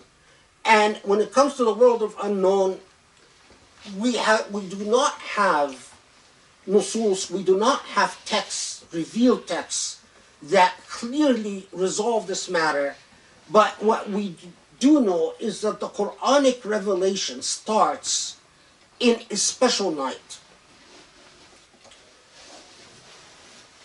This ties into, and again, I mentioned this so because as educated Muslims, you should be aware of different things, although you don't necessarily delve deeply into them. This ties into an old debate within Islamic theology about whether the Quran is God's created speech or uncreated speech. We're not going to get into that, the whole debate between the Ash'aris and Mu'tazila and so on. But many Sunni theologians who wanted to prove that the Quran is uncreated speech insisted that in Laylat al Qadr, the entire Quran came down from Al-Lawh al-Mahfuz, the eternal tablet, the divine eternal tablet, as a whole, to the realm of the heavens of creation. Sama' al-Ard doesn't mean the sky that we look at above, but it is within the time zone, the spatial zone of humanity. If you want the dimensions in which humanity live. The one who remarkably, way ahead of his age, describes the world of dimensions long before we mathematically knew about dimensions is Ibn Arabi. He blows your mind. He clearly says reality is multi-dimensional, and there are, and he describes it in a language that is way ahead of his age. Anyway, but so those who were not keen on proving the uncreatedness of the Quran, or didn't think that Surah al Qadr is where you should fight this battle, said it's referring to the Quranic revelation, the beginning of the Quranic revelation, and that whether the Quran was revealed in whole, in total, as a single body of speech, from the Lawh al-Mahfuz to the dimensions in which human beings live, is an alam al-ghaib, and we shouldn't speculate about that, so they left it alone. Now remember, that those are, if you don't get into this problem, if you believe that when Laylat al Qadr says, Inna anzalnahu, it's not referring to the Quran, it's referring to angels or Gabriel. But if you're saying it's referring to the Quran, then you break into these two schools of thought. So if I had a blackboard, I would create a little chart, school 1, school 2, school 2 then divides into 2 further schools, and so on. Am I losing you? No. What time is it? 6:41. An hour and 10 minutes. Okay. Al-Qadr. Now, you notice in the translations immediately that even when you try to just simply translate, we struggle with it. Is it the night of glory, the night of decree, the night of Destiny. power, destiny? Because qadr al-shay, the Arabic itself, qadr al-shay is its value, its worth. So when you want to say, I valued something, you say qaddartu al-shay, meaning I gave it its true value. Qadrul insan is the worthiness of a person. So if you say to someone, a'tini qadri, not qadari. If you say a'tini qadari, that means give me what is my destiny. Which wouldn't make sense, because how can someone give you your destiny? Unless you're asking someone to kill you. So you say a'tini qadari means execute me. Which does occur in pre-Islamic poetry in that sense. But if you say a'tini qadri means give me what I'm worth. Or so when Allah says Laylat al Qadr, is it Laylat al Qadr or al Qadr? Qira'atan, you ever hear of the qira'at of the Quran? Qira'at are orthodox, different, variant readings of the Quran. A minority reading said it is Laylat al Qadr. This is not what Riwayat Hafs an Asim, which is the majority, most of the Qur'ans printed today, is Hafs an Asim, which reads it with a sukoon on the dal, which means a qadr, not a qadr. Those who read it as Laylat al-Qadr, then it is the night of fate and the night of destiny. And those who read it as Laylat al-Qadr, then they have an open field, because it could mean various things, but primary among them is a night of great worth, great value, and enormous unfolding. It's alerting you to a night of great power, great unfolding, great value. So some said that it is summiyat bi Laylat al-Qadr because it is a Laylat al-Hukm wal-Fasl. You read in the theological works that some theologians believe that on that night, it's the night was Allah decrees your destiny for the coming year. Not birth and death, which are decreed long before, but your fate can take multiple routes, and on that night is the night that Allah rewrites destinies for the coming year.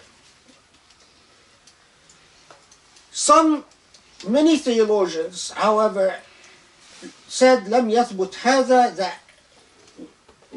that has not been proven to be the case, meaning that we don't have enough evidence from the Prophet ﷺ that indeed it is a night where your destiny for the following year decreed, but rather it is سميت بليلة القدر تعظيما ومباركة, that it was called the night of Qadr in order to underscore its glory and its power and its blessings. This is consistent, by the way, with elsewhere in the Quran when Allah says إِنَّا أَنزَلْنَاهُ فِي لَيْلَةٍ مُبَارَكَةٍ. We sent it, probably referring to the Quran, in a blessed night. Here Allah calls it في لَيْلَةٍ مُبَارَكَةٍ. Because of that Quranic verse, I follow the school of thought that you interpret the Quran through other verses of the Quran. So you use verses of the Quran to interpret verses of the Quran. And because of that, I don't believe that it is the night in which your destiny gets written for the following year, but I do believe that it is a blessed night, as elsewhere it says in the Quran. Now, speaking from the realm of practice, meaning testifying to practice, my experience is that dhikr, and we'll talk about when is that night and so on and all of that, but my experience is that dhikr, in what Allahu Alam, Allah knows best, what I believe to have been that night, is an intoxicating experience. That it is a night of enormous power and enormous blessings, and that if you persevere, that your soul elevates, so that you can reconcile your soul with your intellect in ways that you thought unimaginable in life. Because most of us spend our lives with our intellects and our soul like quibbling brethren or quibbling siblings. They're within the same blood and family, your intellect and your soul, but they're constantly bickering, endlessly bickering. Of course, your intellect is very good at trying to justify your desires and whatever things, and promotions, jobs, selfishness, but your soul is constantly bickering with your intellect. And when you are able to experience the peace between your soul and your intellect, you truly experience levitation without levitating. If you want a little bit of Ibn Arabi talks in Futuhat al-Makkiyya about the power of spiritual levitating, actually levitating your body materially. He says he levitated. I've never had that experience, so I don't know. But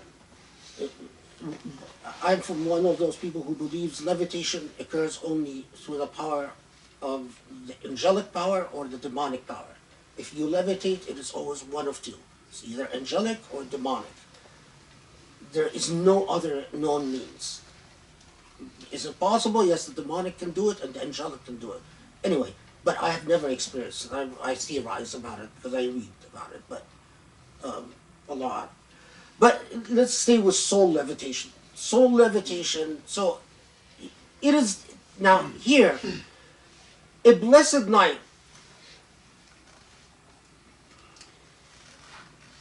Now, here we come to what and if you're reading theological works, they call it latifa min al-lata'if, meaning a latifa min al-lata'if, meaning an ethical insight that is worthy taking note of, although it is left out of most books of tafsir.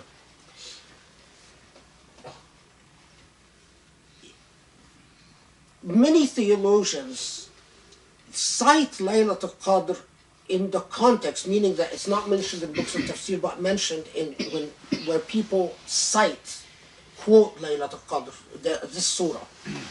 They say that Allah gave kitabun dhu qadr, a book of power,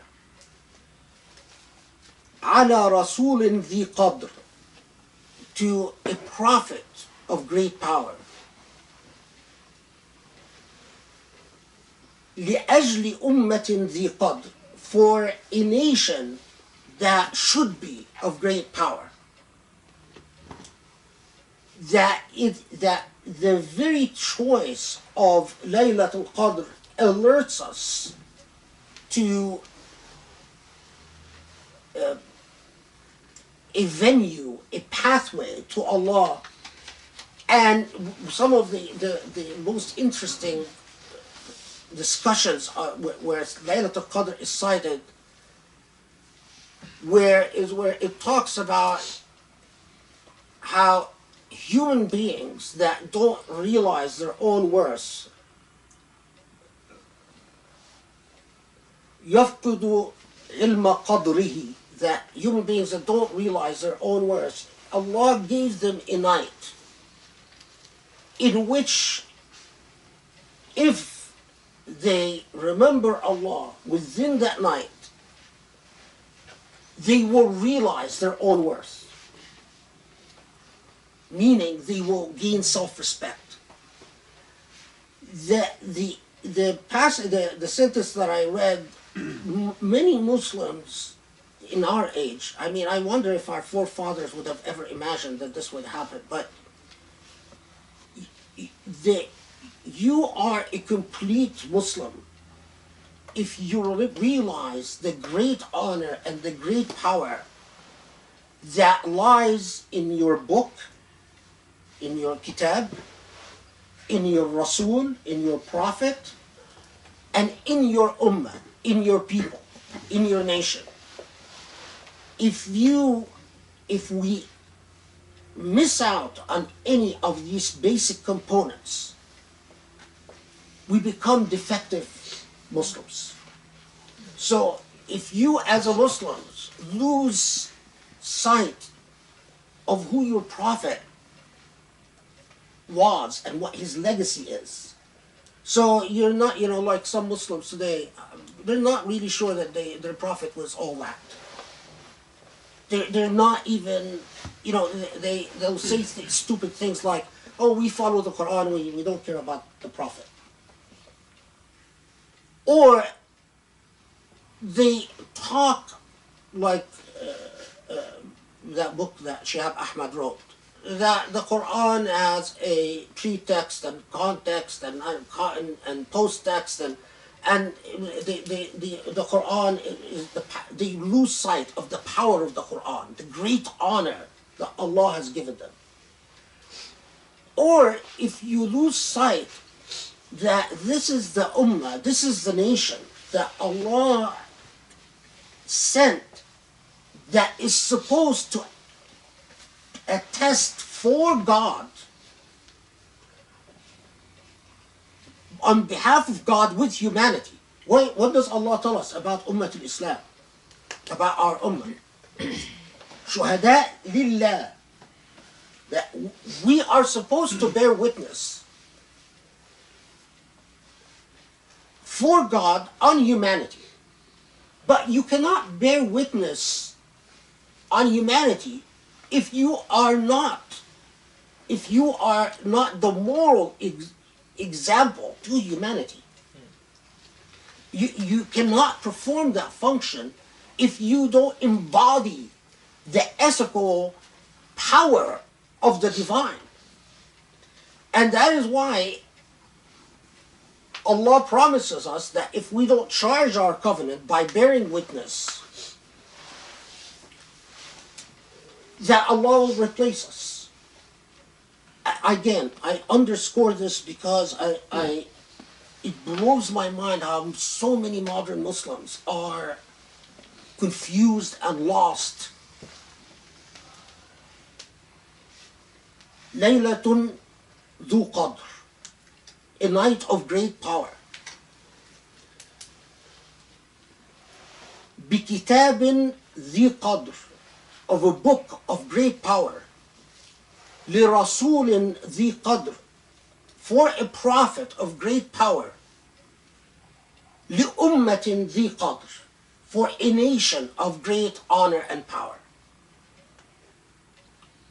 We as Muslims today, we've lost confidence in the Ummah, we've lost confidence quite often in our Prophet, and we've lost confidence in our Kitab. And I will tell you, this is where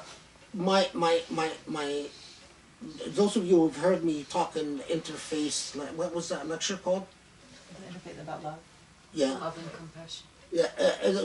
The reason I sounded very angry at Muslims that they don't respond to Islamophobia is precisely because of that. It's what Islamophobia has done is that it has seeped into your intellects and into your consciousness as Muslims to make you doubt your book or doubt your prophet or doubt your nation.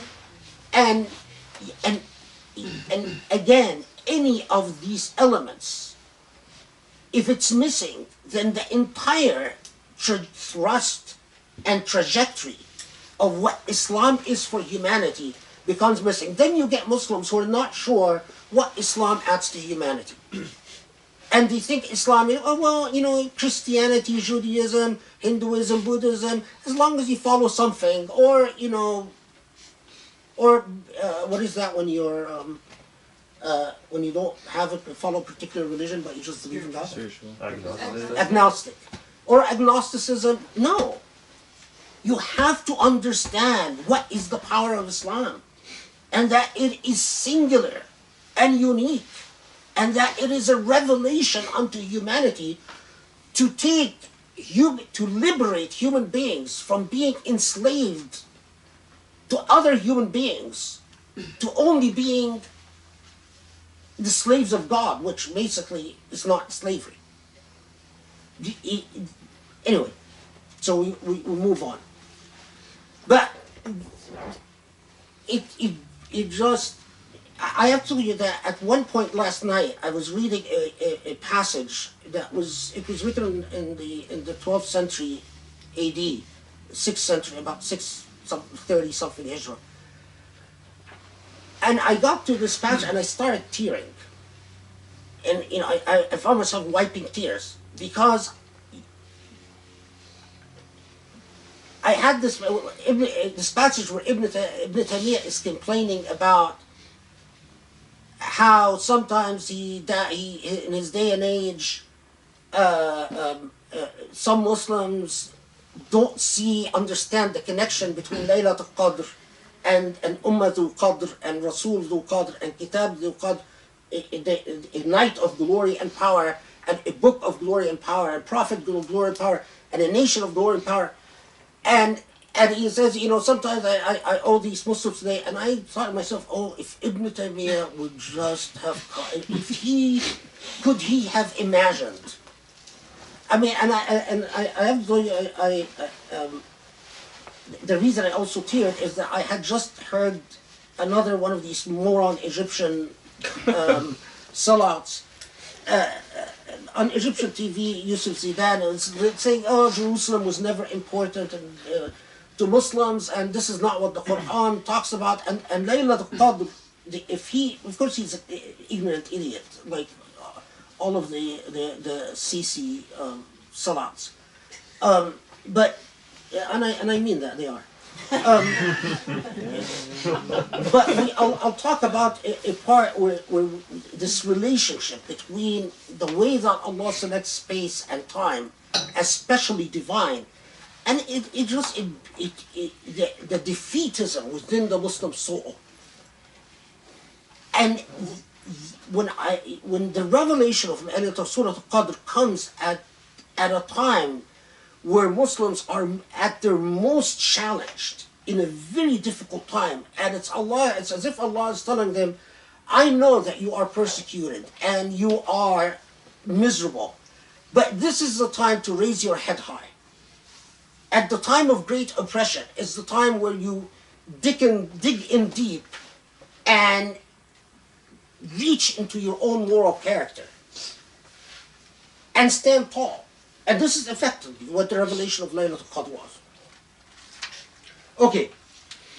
Now, there is, and Ibn Abbas, one of the well-known authorities in Hadith and in Islamic law, very early authorities, reported that the Prophet ﷺ said, إذا كانت ليلة القدر تتنزل الملائكة. The hadith is long, but it goes on something to the effect. ينصب اللواء لواء على قبري ولواء على بيت المقدس ولواء في مسجد الحرام ولواء على طور سيناء. That when Laylat al Qadr comes, angels descend, and yunsabu liwa means a special blessing is placed on one of the four places. On the Prophet is reporting this while he's still alive, but he says that a mark of blessing will be placed on my grave, meaning Medina, what will become his grave, and Mecca, and on Al-Masjid al-Aqsa, which was back then is an area marked as an old worship area but had not been built as a mosque yet. But he calls it Bayt al-Maqdis. He doesn't say Masjid al-Aqsa. He says, Ala Bayt al-Maqdis, where's today the Jerusalem Mosque, وفي طور سيناء, and on the Mount of Sinai where Moses received the Ten Commandments. This is one of the reports that makes a connection between divine time and divine space in that night of power. Now, earlier Muslims, meaning earlier generations of Muslims, would flock on the time that they believed might be the night of power, usually the last 10 days of Ramadan, to either Medina, Mecca, or Bayt al-Maqdis, where Jerusalem Mosque is, or where Mount Sinai is, where Tur Sinai is. It blows my mind that today's Muslims don't flock to where Sinai is, because the Egyptian government won't let you go, even if you wanted to. They consider it security area, and they want tourists. They don't want practicing Muslims. They love to show tourists around Mount Sinai. It is no longer a prayer area. I mean, for centuries, this was known as one of our holy sites. And these ignorant Egyptians that say, and now Saudis, and now Emiratis, unfortunately, that, the Bayt al-Maqdis was never important. This is just one of a gazillion traditions that points to their ignorance, that thousands of Muslims would flock to the Masjid al-Aqsa to worship there, because in the last 10 days of Ramadan, hoping that they would be worshipping on Laylat al Qadr, and of course Mecca and Medina. And it is part of the sign of what is truly wrong with us, that out of 4 sites today, we only have 2. Right? Out of 4, we have Mecca and Medina, and today you can't even go to Mecca and Medina unless you get permission from the Saudi government, and the Saudi government doesn't want to throw you in prison. Because if the Saudi government wants to throw you in prison, then don't go. They've taken people. Including, Libyans, Syrians, Egyptians, all nationalities, even Americans who've gone to Umrah or Hajj or whatever and got arrested as they're going in or out. So, just you know why I started tearing? It was this part when I was reading this part. Because if you know the history, what do you say to Allah? You look around and you start doing some searches on what Khutab al-Jum'ah on last Ramadan, the last 10 days of Ramadan, and it breaks your heart. I mean, but part of it is I believe that those who are giving the khutbah are ignorant. I mean, they're not people steeped in the tradition. So again, they shoot from the hip and they talk about what they think is important, but it's not. It's anyway. But that's why you attend these halaqas, so you get what you wouldn't get from somewhere else. Can I ask a question, Dr. Okay, but let's not make it a practice, because I'd like to see if the questions at the end. Okay. Is it? It's a good way to. Okay. Okay. Now, interestingly, on the discussions on Laylat al Qadr, you will find a whole bunch of traditions. I'm not going to get into them into detail, but there's a whole bunch of traditions that tell you that Allah decreed Laylat al Qadr because that connect the occasion for revelation to the practice of the Israelites. And the traditions go something like this. And again, there's so many variants. I was trying to find a way to sum it all up yesterday, and then I gave up. I decided there's so many variants. But the traditions normally go something like this. That the Israelites would, there are people among the Israelites that would worship for 1,000 months and do jihad for 1,000 months, and then that Allah created the night of power to equal the 1,000 nights of worship and the 1,000 nights of jihad as a way to make up, as a way to elevate Muslims so that they're not inferior to the Israelites. The story behind these traditions is that there are, you remember these severe theological disputations that I mentioned to you? Part of the thing is that Islam emerged at a time before we had, secret police and so on. So Islam emerged at a time when people could speak freely and did speak freely. And there were Christians and there were Jews who were constantly criticizing Islam as the emerging new religion. And there emerged within the Islamic tradition a whole body of discourses that were designed to respond to criticisms coming from Zoroastrians, Christians, and Jews.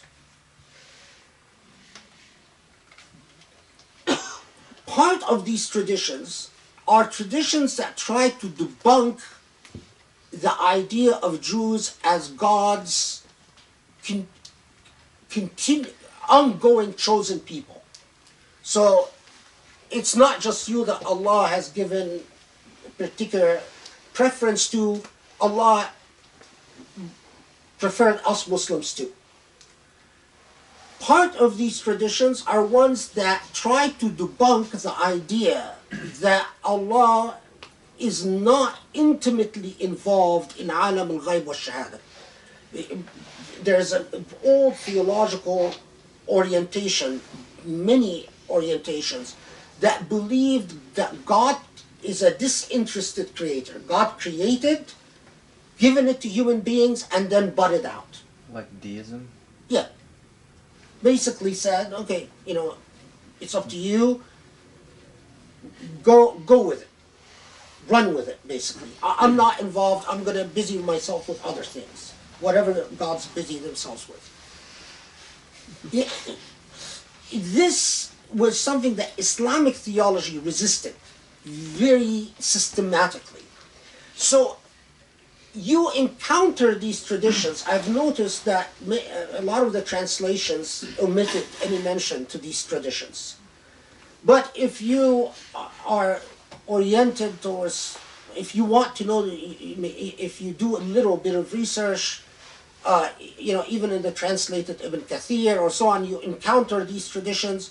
I can happily tell you that I don't believe that you can put any credence on these Israelite connected traditions that basically say Laylat al Qadr was a response to an Israelite narrative of any form. Okay?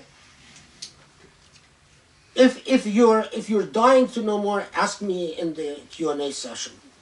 But we'll move on from the Israelite nexus to the Laylat al Qadr revelation, because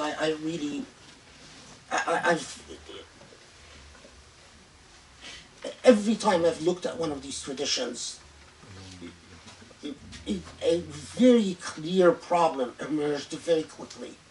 And I've now been doing this for over 30 years, and it has been the consistent pattern. Anyway, okay. Now another thing that there is a debate that you don't hear about among modern Muslims, but it was very much a part of our tradition. There was a debate about whether the idea of Laylat al Qadr, a night of great power, and we haven't really talked about its nature yet, but the idea of Laylat al Qadr was something that existed at the time of the Prophet ﷺ and then was abrogated, or whether it continues on until the hereafter. So the majority said that Laylat al Qadr is a night in time that emerged with the revelation of the Quran, according to the majority view, or emerged long before the revelation of the Quran, if you accept the view that it is a night of power, but not necessarily tied to the revelation of the Quran. So it predates the Quran in that school of thought. But a minority said that it only existed until the Prophet died. The majority view said that it continues on to exist perpetually. And this is the view that was supported by Abu Dharr al-Jumhur. Abu Dharr al-Ghafari is because he spent the most time debunking the idea that it was abrogated. Okay, now, when is it? When before what is it? I'm going to talk about when is it before I talk about the substance, because the substance should be like the touchdown, the last ball, right? The last run. There is a very interesting debate about this. And again, a debate that has theological connotations. I'll sum up the debate because I've noted down 40 different positions about when Laylat al Qadr comes. 40. Some said that, I try to see if I actually, yeah, like for instance, just Hassan ibn Ali, the grandson of the Prophet, said that it is on the 17th of Ramadan. Some said it's at the beginning of the Ramadan. Some said that it is variantly on the 21st. It's an odd number of the last 10 days of Ramadan. The 21st, the 23rd, the 25th, the 27th, the 29th. There is something to support each point of view. However, the view that survived in the modern age is that we don't know what particular night it is, other than it is a night within the last 10 nights of Ramadan. What is this view based on? It's based on the fact that the Prophet ﷺ would break down his i'tikaf. He would isolate himself in extensive prayers during the whole month of Ramadan. But he would break down his i'tikaf into 3 parts. The first third of Ramadan, he would do a certain amount of dhikr, but he would do alone. The second third, he would do alone with some of members of his family, like Aisha, for instance, or like Hafsa joining him. In the last third of Ramadan, he would invite the community, for those members of the community that want to join him in his i'tikaf, to join him. There are interesting reports. Let me see if I've actually noted anything. Yeah, like on Abdullah bin Anis, one of the companions who was from a tribe called Bani Salima. It's a report that I've always liked because it tells a story. Bani Salama, the tribe of bin Anis, tell Bani Anis, why don't you ask the Prophet what particular night is Laylat al Qadr? Bani Anis says, well, why do you want to know? I said, well, instead of going into special i'tikaf, extensive prayers, the whole last 10 days of Ramadan, if we find out what special night it is, then we can take a shortcut. It tells you that, losers have always existed throughout life. Right? So, okay, what do you want me to do? Well, go ask the Prophet. You're close to him. So Ibn Anis says, I was a young man then. He was a lad. He was about 14 years old. So he says, because I was young and impressionable, I said, okay, fine, I'll go ask the Prophet. So he goes and he finds the Prophet and he joins the Prophet. Banu Salama lived close to Medina, but not in Medina. So it takes a ride, a donkey ride or a horse ride to get to Medina. So he arrives and he finds that the Prophet is in Maghrib prayer, so he prays Maghrib with him. And then he approaches the Prophet and then he gets cold feet. How am I gonna, what if the Prophet asks me, why do you want to know? And then I tell him it's because I don't want to do the last 10 days of Ramadan. So he gets cold feet, and so he walks with the Prophet back to his room, to his home. And he ends up falling asleep at the Prophet's doorstep, in front of the Prophet's door.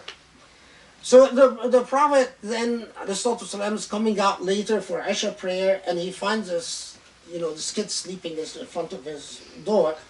So he wakes him up and says, go do wudu. You want to come pray with me? Yes, I want to come pray. We go to Isha prayer. Walks back to Isha prayer. The Prophet looks at him and says, come in, join me. Which was the practice of the Prophet ﷺ, is that whoever would accompany him he had such a hard time not inviting people, to the point that it took a Quranic revelation to tell people, ease up a little bit, give the man a little space. So Ibn Anis says, okay, comes in, and he says that the Prophet went inside and came out with Isha, dinner. But when I looked at the amount of food, it was such a small amount that I thought to myself, if I ate anything, then nothing will be left. The food would. But I noticed that the Prophet is not reaching for it unless I reached. So I pretended to eat to get him to start eating. Then, after the after the eighth, well, Ibn Anis says he didn't actually eat anything, and then he said that the Prophet then turned to me and said, can you hand me my slippers? And I understood when he asked me to hand him his slippers, that he wants to politely ask me, why am I here? Okay, what's your business? It's a polite way to say, okay, dude, what's up? You're just hanging out. So he says, finally, I got the guts to ask him, what night is Laylat al Qadr? And I made sure to tell him that Banu Salama, my tribe, is the one who sent me to ask. And then he asked me, the Prophet ﷺ asked him, okay, what night is it tonight? And he said, it's the 24th of Ramadan. So he said, tell your tribe it is tomorrow. What's very interesting about this tradition is that many commentators said that the Prophet ﷺ knew that Banu Salama don't want to do i'tikaf the last 10 days. So it's like he's telling them, okay, just do it for tomorrow. And they said that that tradition cannot be taken as evidence that, in fact, Laylat al Qadr is the 25th, because it was the 24th when he asked him what day is it. There are many traditions like this. I just chose this one because I've always liked it, because it's a little bit funny, but especially they hand me my slippers part. And the falling asleep at his doorstep. But there are many traditions that point in various ways to whether, but why the last 10 days of Ramadan? That's an alam al-ghayb. It's like Allah choosing a special place. What time is it? 7:23. What time is Maghrib? 5 minutes? Really? 25. Oh, 25. I need to Are you going to leave? I have to. Oh, shucks.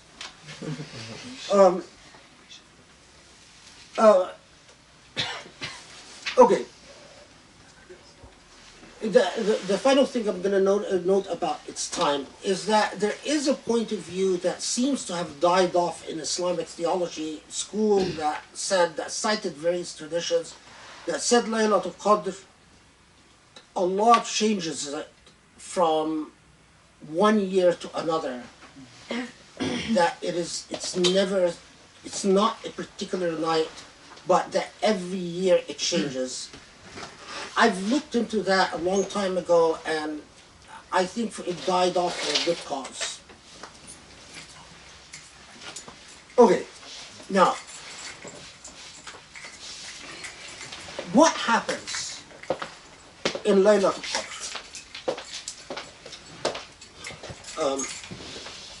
Are you still going to go? Well, I have to pick up the. Oh, I know. I thought. He's just letting out. Oh, okay. He'll be back. What happens in Laylat al Qadr? تنزل الملائكة والروح فيها. We know that on this night,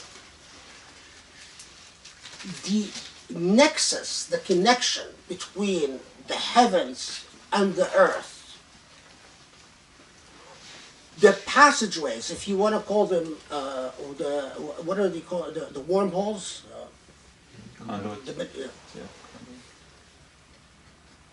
Are lifted, the mystics.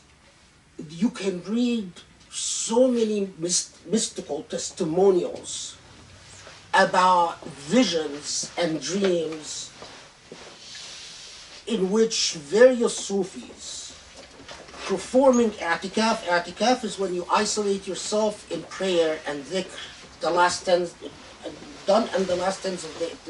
days of Ramadan.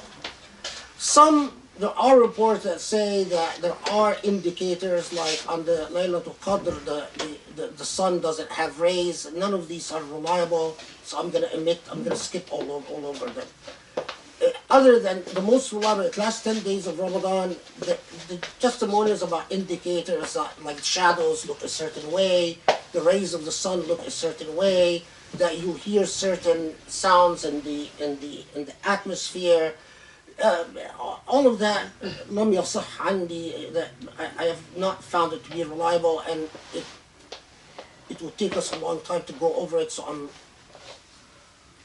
however, what you should know is that there are amazing testimonials in the Islamic tradition about visions and dreams that various mystics, over the centuries have had about some of these visions blow your mind, because we did not talk about multi-dimensions, physics,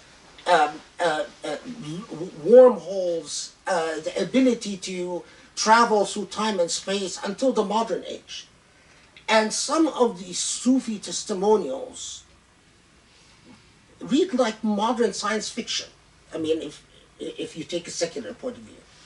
Or just are remarkable when they say, I traveled through something that seemed like a tube, and I saw, as I traveled, stars passing by as if flashes of light. I mean, written some 6 centuries ago or 8 centuries ago, it makes you pause.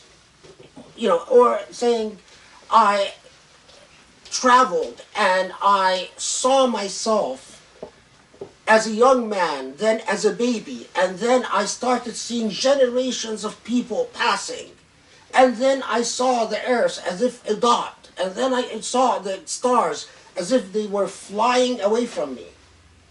Again, written centuries ago, it makes you say, wow, you know? So, in light of great power, where the dimensions, the separating dimensions are thinned out, and angels descend. Now, there's a lot of discussion in Islam and Quranic commentators about angels descend to do precisely what? Is it that they go to each person in a state of i'tikaf and convey God's salam? There's a lot of traditions that say that. Convey God's mercy, rahmah. A lot of traditions say that they convey God's love. Some of the most fascinating traditions, absolutely, are this. You find this summed up very nicely in Tafsir al-Razi.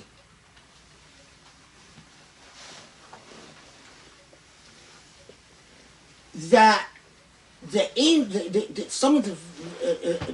angels. You remember the story of creation where the angels tell Allah says prostrate before Adam, right? And the angels say, wait, you are going to give earth to humans who are going to spill blood, cause corruption on earth and spill blood, right? And Allah says, I know what you don't know. That's the story of creation, right? Right. Okay. So, some of the most interesting discussions is that the angels love human beings. They love human beings so much that they are eager to apologize to human beings for the accusations they leveled against human beings in the story of creation. And that, actually, I might have noted one of them.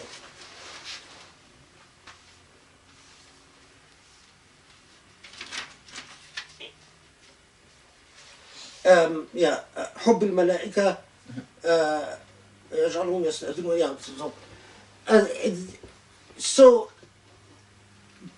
but they love and they miss human beings.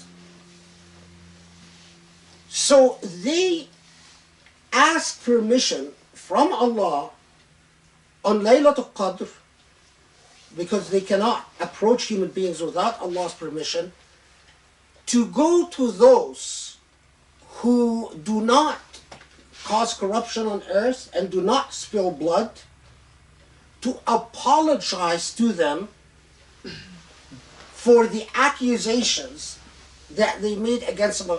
That story, that narrative of love between angels and human beings has always fascinated me. It has always fascinated me because it's Razi, when he sums it up, I found it I found it as far back as Rab al-Adawiyya, so going back centuries. But I'm also fascinated by the fact that it's disappeared from contemporary Muslim theology completely. I've never heard a modern Muslim speak about it. You know, of course I'm not talking about the halaqas, I'm talking about common Muslims. But it's whether they come to descend with Allah's peace, salam, or rahmah, mercy, or that they come to descend with love, their own love for human beings, to communicate their love. The one that Ahlul Hadith narrated the most is that they come to descend to take the tablets of hisab, of the tablets of accountability for your sins and your good deeds and your sins, so that they cash on your accountability. It's like time to Al-Hadith were always fascinated by the accountability stories. They tended to ignore the reports about rahmah and about salam and about the love. Of course, they never liked the love narrations, and they focused on hisab, although the weakest among those traditions are the ones that they come to collect the hisab, because you don't need angels to come down on a particular night to do that. And in fact, one of the hadiths that Al-Hadith love to report is that they come to the angels that accompany you on your right and the left and say, okay, turn in the accountability sheet of good deeds and bad deeds. And then the angels say, oh, here it is, and they say thank you, and they take it up to the heavens. How do they know that? And لم يصح عن الرسول شيء about that. There is no reliable tradition غير منقطع that tells us that, in fact. So now, the angels come down وَالرُّوحُ فِيهَا. This is another thing that gave pause to Muslim theologians. Amanda, what's the translation? Angels come down with the... On that night, the angels and the Spirit descend again and again with their Lord's permission on every task. So does it translate to وَالرُّوحُ فِيهَا? Spirit. Yeah, well, any other translations? Bearing divine inspiration. Okay, any others? Divine inspiration, yeah. How is descending angels bearing, divine inspiration? Sorry. Okay, that's interesting. Any other ones? With all decrees. No, that's بكل أمر. That's the role here. Yeah, Pickthall says spirit too. Yusuf Ali says spirit too. Spirit. Okay. Yeah, usually you just see what will translate as spirit. Yeah. والروح فيها, there are various reports about. Okay, we know that angels come, but they come down with a ruh. Remember that the Quran says elsewhere, يُنَزِّلُ الْمَلَائِكَةِ بِالرُّوحِ مِنْ أَمْرِهِ. That elsewhere the Quran tells us that God sends the angels with the ruh, with the spirit. Or what is the spirit? What is this ruh that comes down with the angels? Also, as always, I'll start with the reports that you often encounter among modern Muslims, that the spirit is Gabriel, that the spirit is the most honored among the angels, that is only seen on this night, أشرف الملائكة لا يرى إلا في هذه الليلة.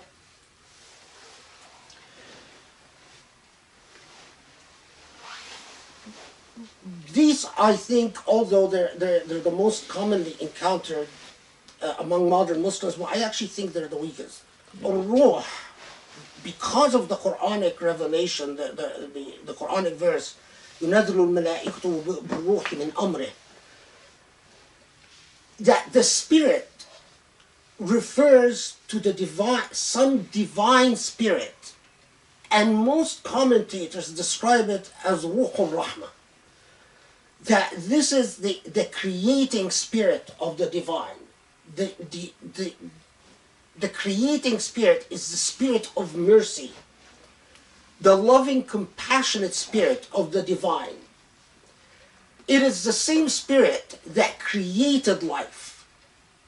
When Allah blew the spirit into human beings, so it is the same spirit that dwells within us from Allah that is familiar to us on that night if we encounter it.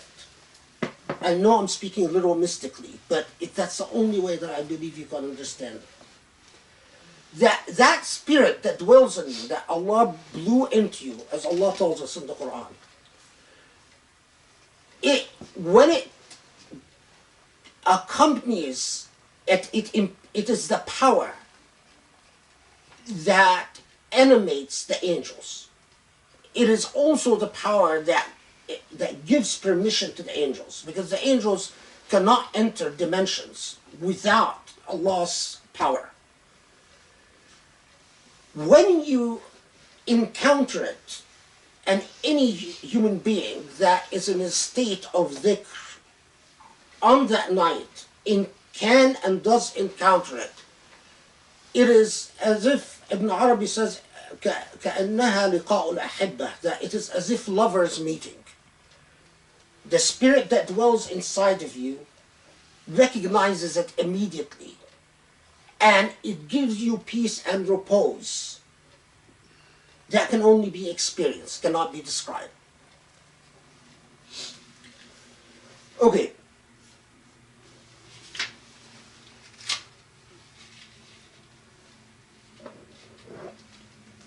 The final thing I'll talk about is سلام هي حتى مطلع الفجر.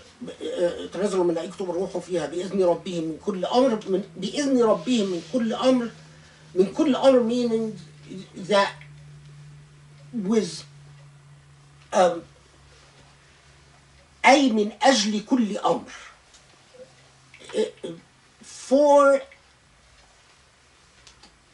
For all types of purposes, meaning that it can go to these angels with the power of Allah's Spirit, can go to different human beings, in all human beings engaged in various different things of dhikr in that night, whether you are engaged in prayer or you're engaged in tawaf, or you're engaged in ittihad, or you're engaged in a tawashih, or you're engaged in simple dhikr or tasbih and so on. بكل أمر من أجل كل أمر, for all types of purposes. Good evening, Ibrahim. سلام هي حتى مطلع سلام هي حتى مطلع الفجر. Okay.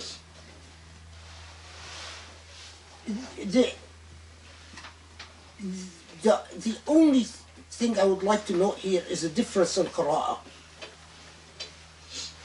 Some read this verse as حتى مطلع الفجر, and some read it as حتى مطلع الفجر.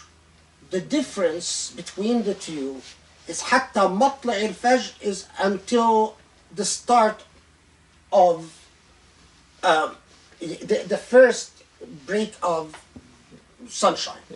حتى مطلع الفجر until the Fajr starts. It's a very small difference in meaning. But, I forgot another difference. من كل أمر سلام هي حتى مطلع الفجر. There is a qira'ah that reads it من كل إمر, not من كل أمر. The difference here is significant. من كل امرئ سلام هي حتى مطلع الفجر is that to every person. That the spirit goes to every person. To every person with peace until sunrise. The majority qira'ah is the one that we're all familiar in, is من, not من كل امرئ but من كل أمر. من أجل كل أمر. So the difference would be significant because do the angels and the spirit go to every human being? According to the different narrations for this qira'ah, is that they go to every human being, and if they are in a state of remembrance of Allah, they receive the spirit. The rahmah, the blessing, the love, the peace. If they are not, then it's as if that person chose to not receive it. It's as if that person turned them away, and they do turn away. In the other qira'ah, min kulli amr, they don't necessarily go to every human being, but they go selectively to the human beings that Allah wants them to go to. The qira'ah most common was most Sufis who are the practitioners of Surah al Qadr. Because, I mean, in fairness, I would say that Ahl al-Hadith, although they tell you, Ahl al-Hadith tend to have Laylat al Qadr like a lottery system. If you happen to do dua on the right night, then your dua will come true. That's Ahl al-Hadith approach. That you sort of throw in you buy in the lottery ticket. So on the last 10 nights of Ramadan, do your dua on every last night and the last 10 nights. So just in case you happen to hit the right hour, if you do, Allah will answer your prayers, regardless of what your prayers are for. You know, you want a car, you want school, you want jobs, you want marriage, you want divorce, you want whatever you want. The Sufi practitioners have, Ijilani has some very interesting choice words about that. He actually has absolute disdain for the Al-Hadith approach.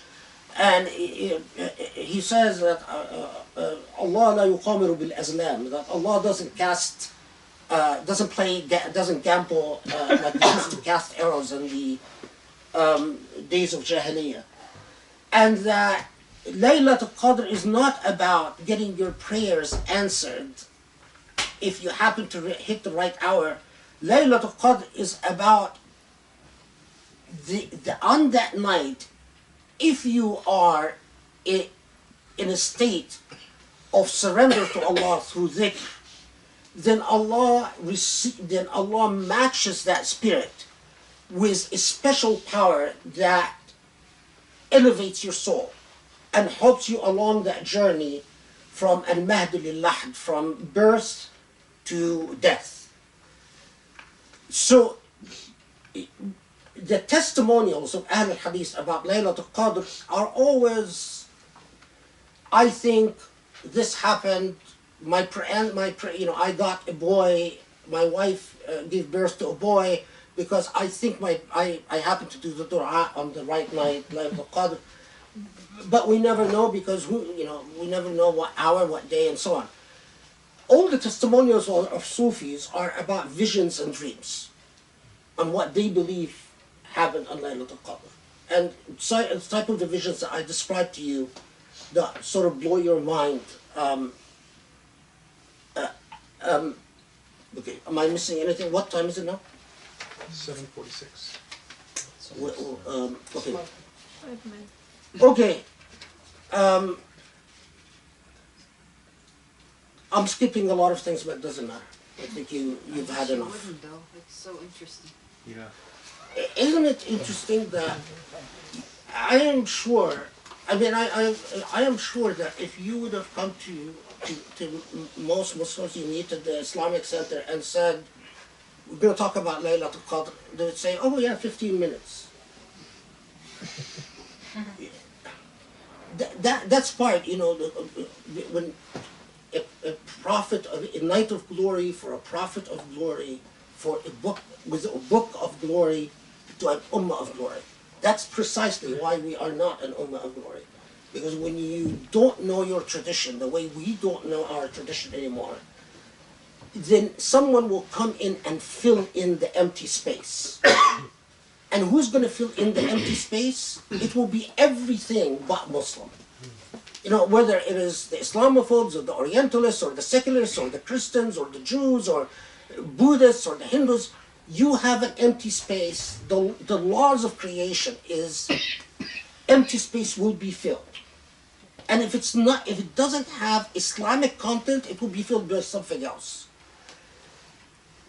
The thing that, I know that the thing that I always, my students ask me and say, well, who do we turn to for Islamic content?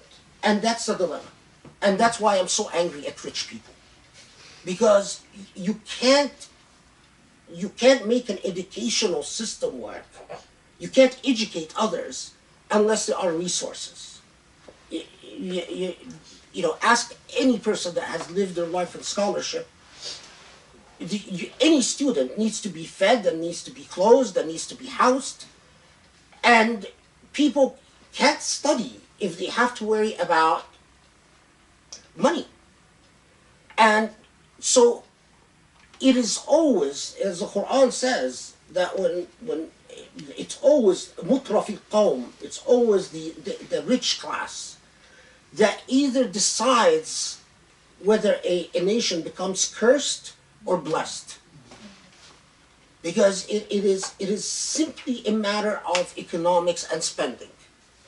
If the wealthy don't spend on the right objectives, the entire structure crumbles.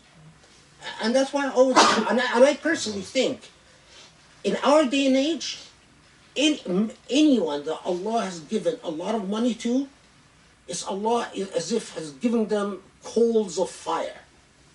It's a huge curse in our day and age, considering the plight of Muslims all over the world. If you actually have a substantial amount, and I know none of the people I'm talking to here do, but I'm talking to the people who are gonna listen. It is an enormous, terrifying responsibility,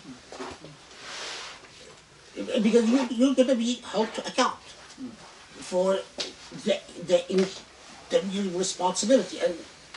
And of course, it's alhamdulillah that if you don't have the money, then So I have a question. When you said Laylat al Qadr rotates, does it rotate within the 10 days? Do you believe it rotates, or is it just one night? It's always the night of the 27th, 29th, whatever night.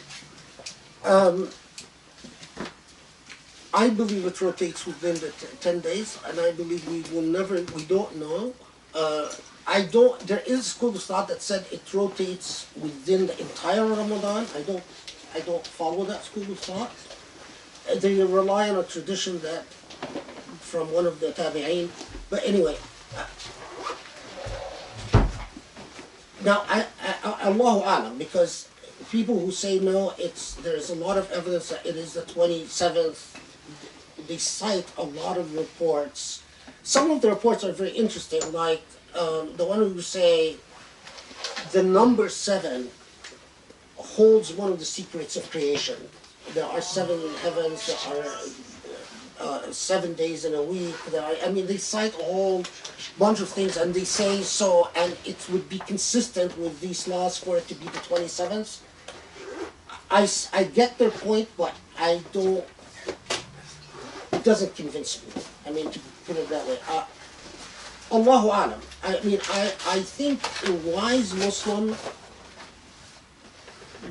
I don't believe, thank you, I don't believe that taking it, I don't believe it is a lottery system, but I do believe that it is within the last 10 days of Ramadan, you enter into a realm of great power, and that there is a night that, what is the precise objectives of these malaika and these spirits that come with mercy and peace and love, what is it that I don't believe that they help adjust the fates of people for the next year. Although again, I might be wrong. I don't believe that they come to collect bills or accounts.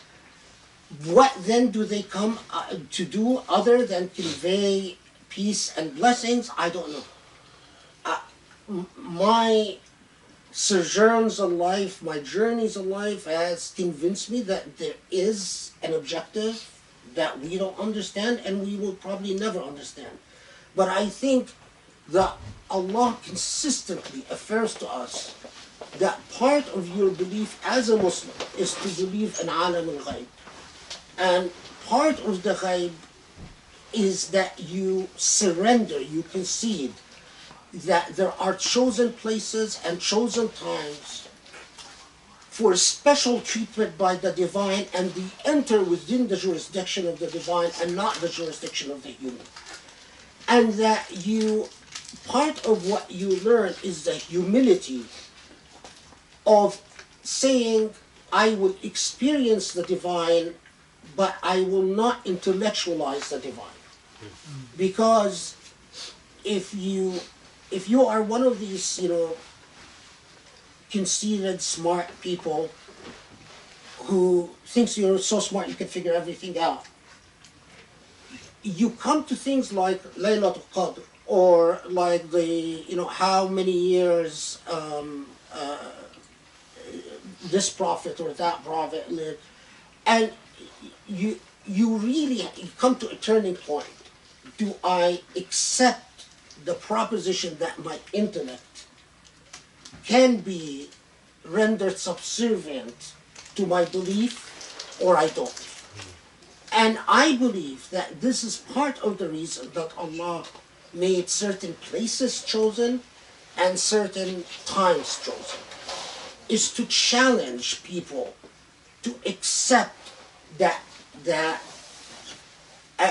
doesn't mean that as many people do then they make their intellect subservient in everything in life. That is the exception that proves your humility. But it doesn't mean celebration of stupidity. Because that's the other side of the coin that you see among so many modern Muslims, is that then it's as if they celebrate being stupid and they say, oh, we go by loss. And while you come to something like Laylat al Qadr, and the nusus, if you are an honest researcher, confound you. Because there's so many nusus, there's so many transmissions about when, how, and why. If you distill what everyone agrees on, is that there is a special power where the laws of causation as we know them no longer function the way they normally function. And that the wise person, I forgot which philosopher said that the height of wisdom is to reflect on your death. Which is basically, it's quite true, because most of us live our lives in a state of avoidance. Regardless of all the machoism that we do. Oh, I'm not. I think of death all the time, or writing novels about death or whatever, but we fundamentally we are in a state of avoidance of the fact that we will die and we will encounter that world of ghaib head on. All the laws of causation, and there's no escape. We will be in the company of angels or demons very soon, and it is a thin veneer, the veneer that separates life from death. And with all the ages, and despite of spiritualism, and despite of all the seances that have been made, and all the Ouija boards, and all the ghost huntings and so on, chakras. I agree. Sorry. No one has ever been able to report, and no one will ever be able to report about what happens after death, and it is intentionally so. But the wise person would know that it will come soon enough, and it is inescapable. And that Allah gives us these little glimpses of it. The night of power is in, I understand it in many ways, as the night where Allah's power is displayed, where you can experience Allah's power. It is not the night where my prayers are answered. And if you're asking my interpretation, I don't take it as the night where my dua is answered. I take it as the night where I can experience the power of the divine, unadulterated, the sweetness of the unity of souls. روحي من روح الله والروح تنزل مع الملائكة. The spirit is within me and the spirit is with the angels. And I long for that unity. And on that night, every other night, I struggle to feel it, and I don't. I mean, sometimes you succeed, but it takes special intervention from Allah to allow you to feel it. But there is no doubt that within the last 10 days of Ramadan, anyone that has practiced it will testify to it. There is a special power that is unexplainable. And within that last 10 days, you can experience things in ways that you don't experience them in the entire 10 days.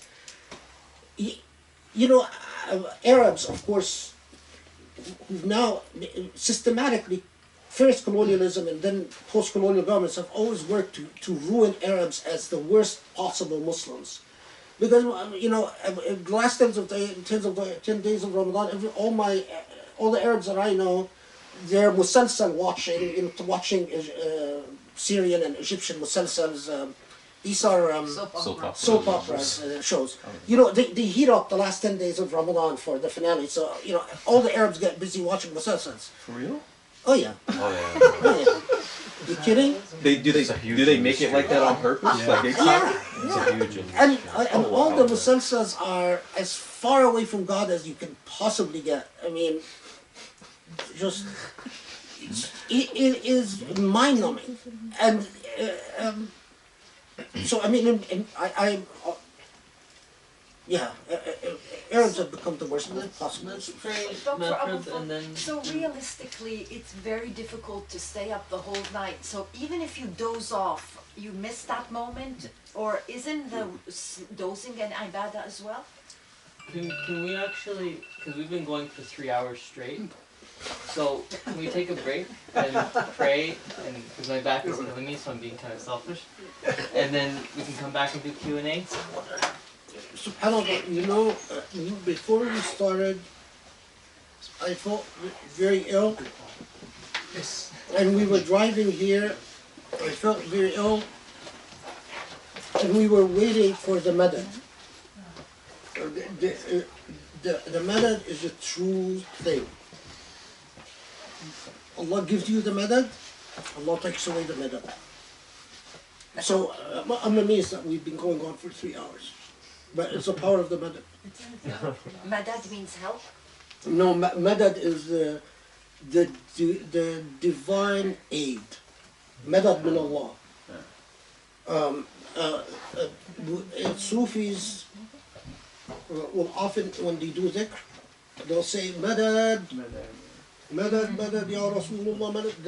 They're asking for that special intervention power. I'm among the muta'abbidina bil madad. I often pray for madad. If you pray for it, you receive it. So, would you remember to answer the Okay, I question will, now? inshallah. Can we, so if we pray and then we can all grab food and then come back and do Q&A, is that okay? SubhanAllah, Surah Al Qadr, I know it's so much. I mean, I've skipped so many things, actually.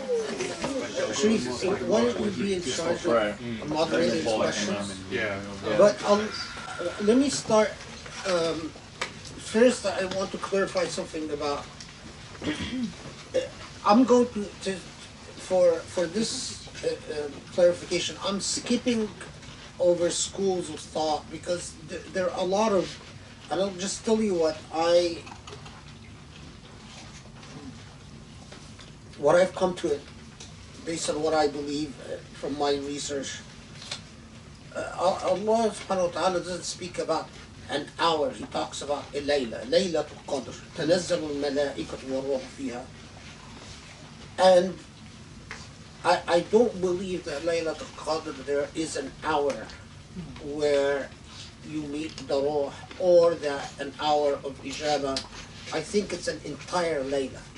And an entire Layla from Isha prayer to Fajr. And there is a hadith transmission from Aisha in which she asks the Prophet ﷺ about the preferred prayer, Laylat al Qadr. And the prayer that I repeat very often in the last 10 days of Ramadan is Allahumma innaka afu tuhibbul afw fa'fu anni. You should learn this prayer, and if you don't already know it, and memorize it and repeat it the last 10 days. Allahumma innaka afu tuhibbul afw fa'fu anni or fa'fu anna. In my more intimate moments, I personalize it. I say fa'fu anni, and as I repeat it not in a dua posture, I say fa'fu anna collectively. Even there is another transmission again from Aisha in which she say, "Inni la as'al Allah غير العفو في ليلة القدر." She again reaffirming that idea of now because the afiya, as Ibn Arabi says in his Futuhat, the afiya is not just a physical state of well-being or just forgiveness in the hereafter, but it's a state of total well-being that you are asking Allah for. And Laylat al Qadr is a night of power, not an hour of power. I think our thinking has been affected by it, like that. It's a specific hour. I think that the entire night is now. So there is another hadith that is often reported in the context of commenting on the surah. That in which the Prophet ﷺ says about the last 10 days of Ramadan, awtiru, meaning that after you do the Isha prayer, any prayer, even Taraweeh prayer is a form of witr. But meaning, what the report is getting at is that if you can't stay up all night, it is sufficient that you do 2 rak'ahs and then add 1 rak'ah to, so pray the fard, then pray 2, and then, and if you pray Taraweeh, do the Taraweeh, then after the Taraweeh do 2, and then 1 rak'ah.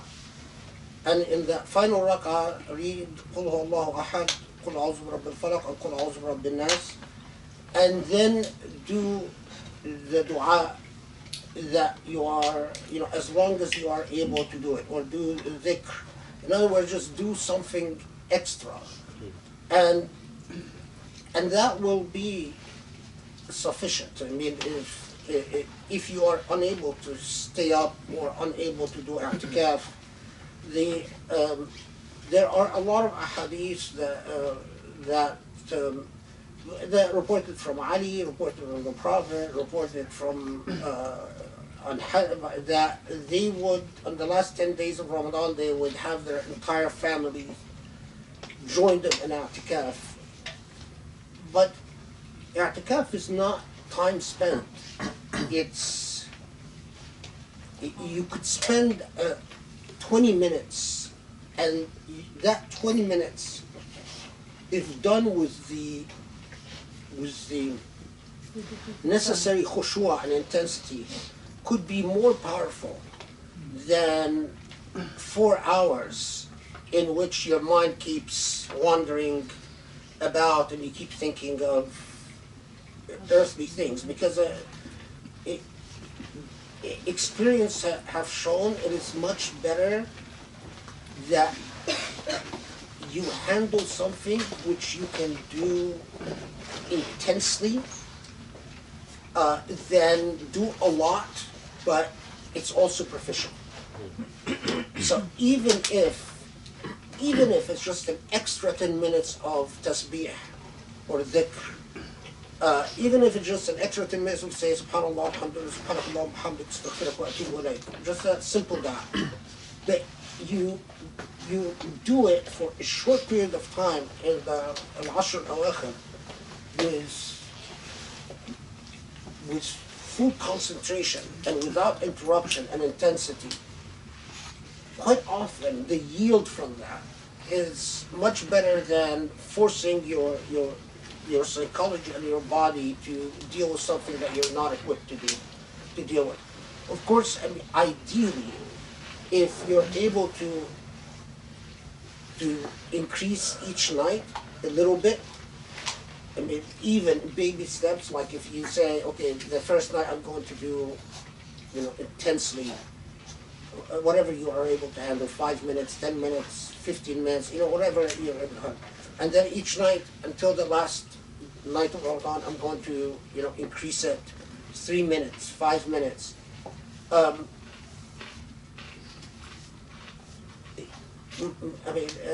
Speaking from experience, what I've learned is that a lot of people start out with very big plans.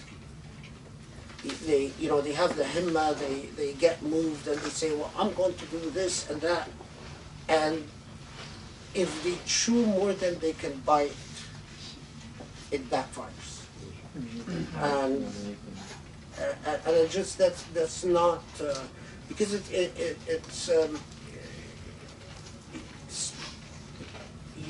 if your concentration is a skill like reading or like,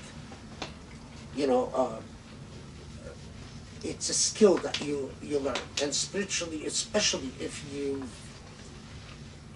you've never spent a lot of time by yourself.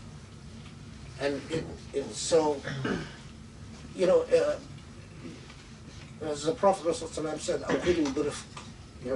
so take small steps, but consistent steps is much better than, these huge plans or I've seen some people that will say, okay, I will spend hours in zikr, and then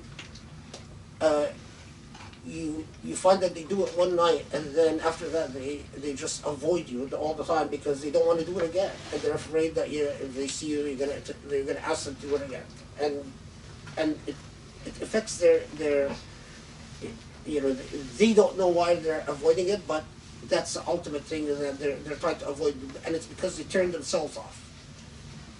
So that it's an entire night, and Allah knows your intention. I mean, if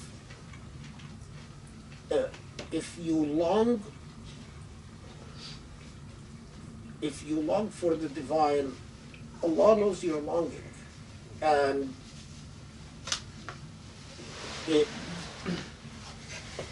as long as Allah knows that you're doing the best that you can within your circumstance, then husnul dhanni billah, think well of your Lord. It's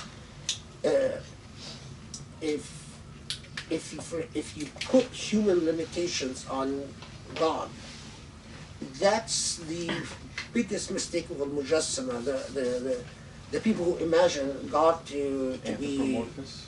Huh? Anthropomorphous? Yeah, and to be human-like. God is not human-like. I mean, God knows your intentions. And as long as you do the effort that you can do within your circumstance, and it could be, you know, it could be within the variant circumstance and the relative circumstance, it could be that the 5 minutes that, you know, a busy mother does will be worth more than the 3 hours that a professor like me does.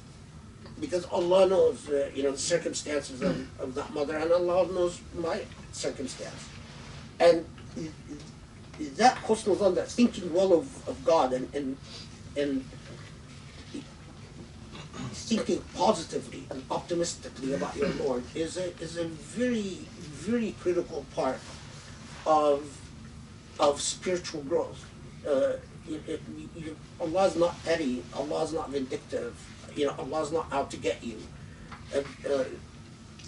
You're dealing with a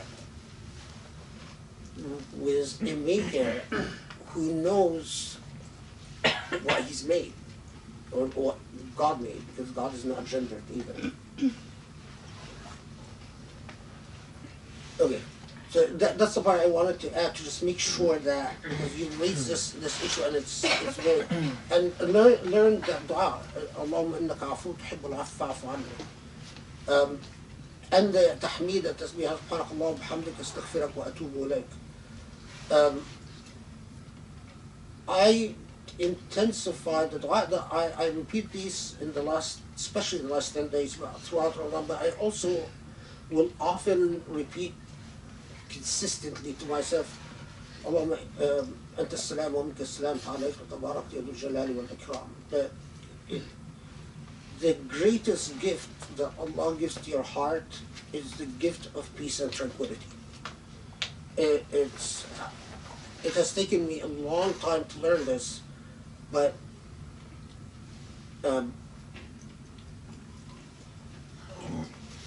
any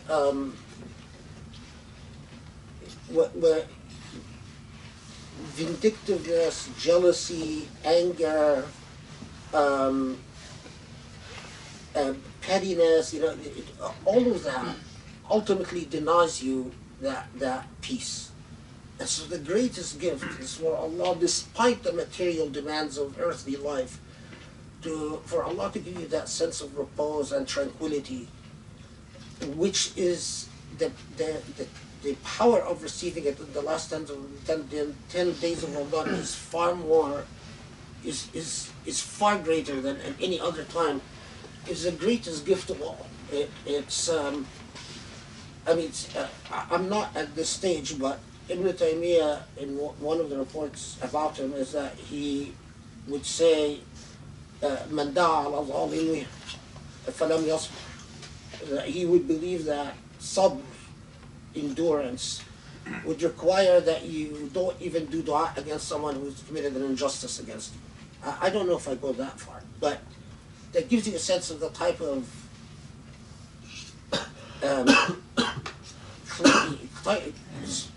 cleansing your heart of everything petty and that can obstruct your path, and directing your gaze to your Maker. And in the early days, I had a Sheikh Khaled Abou El Fadl used to tell me, visualize yourself in the womb and visualize your return to the womb.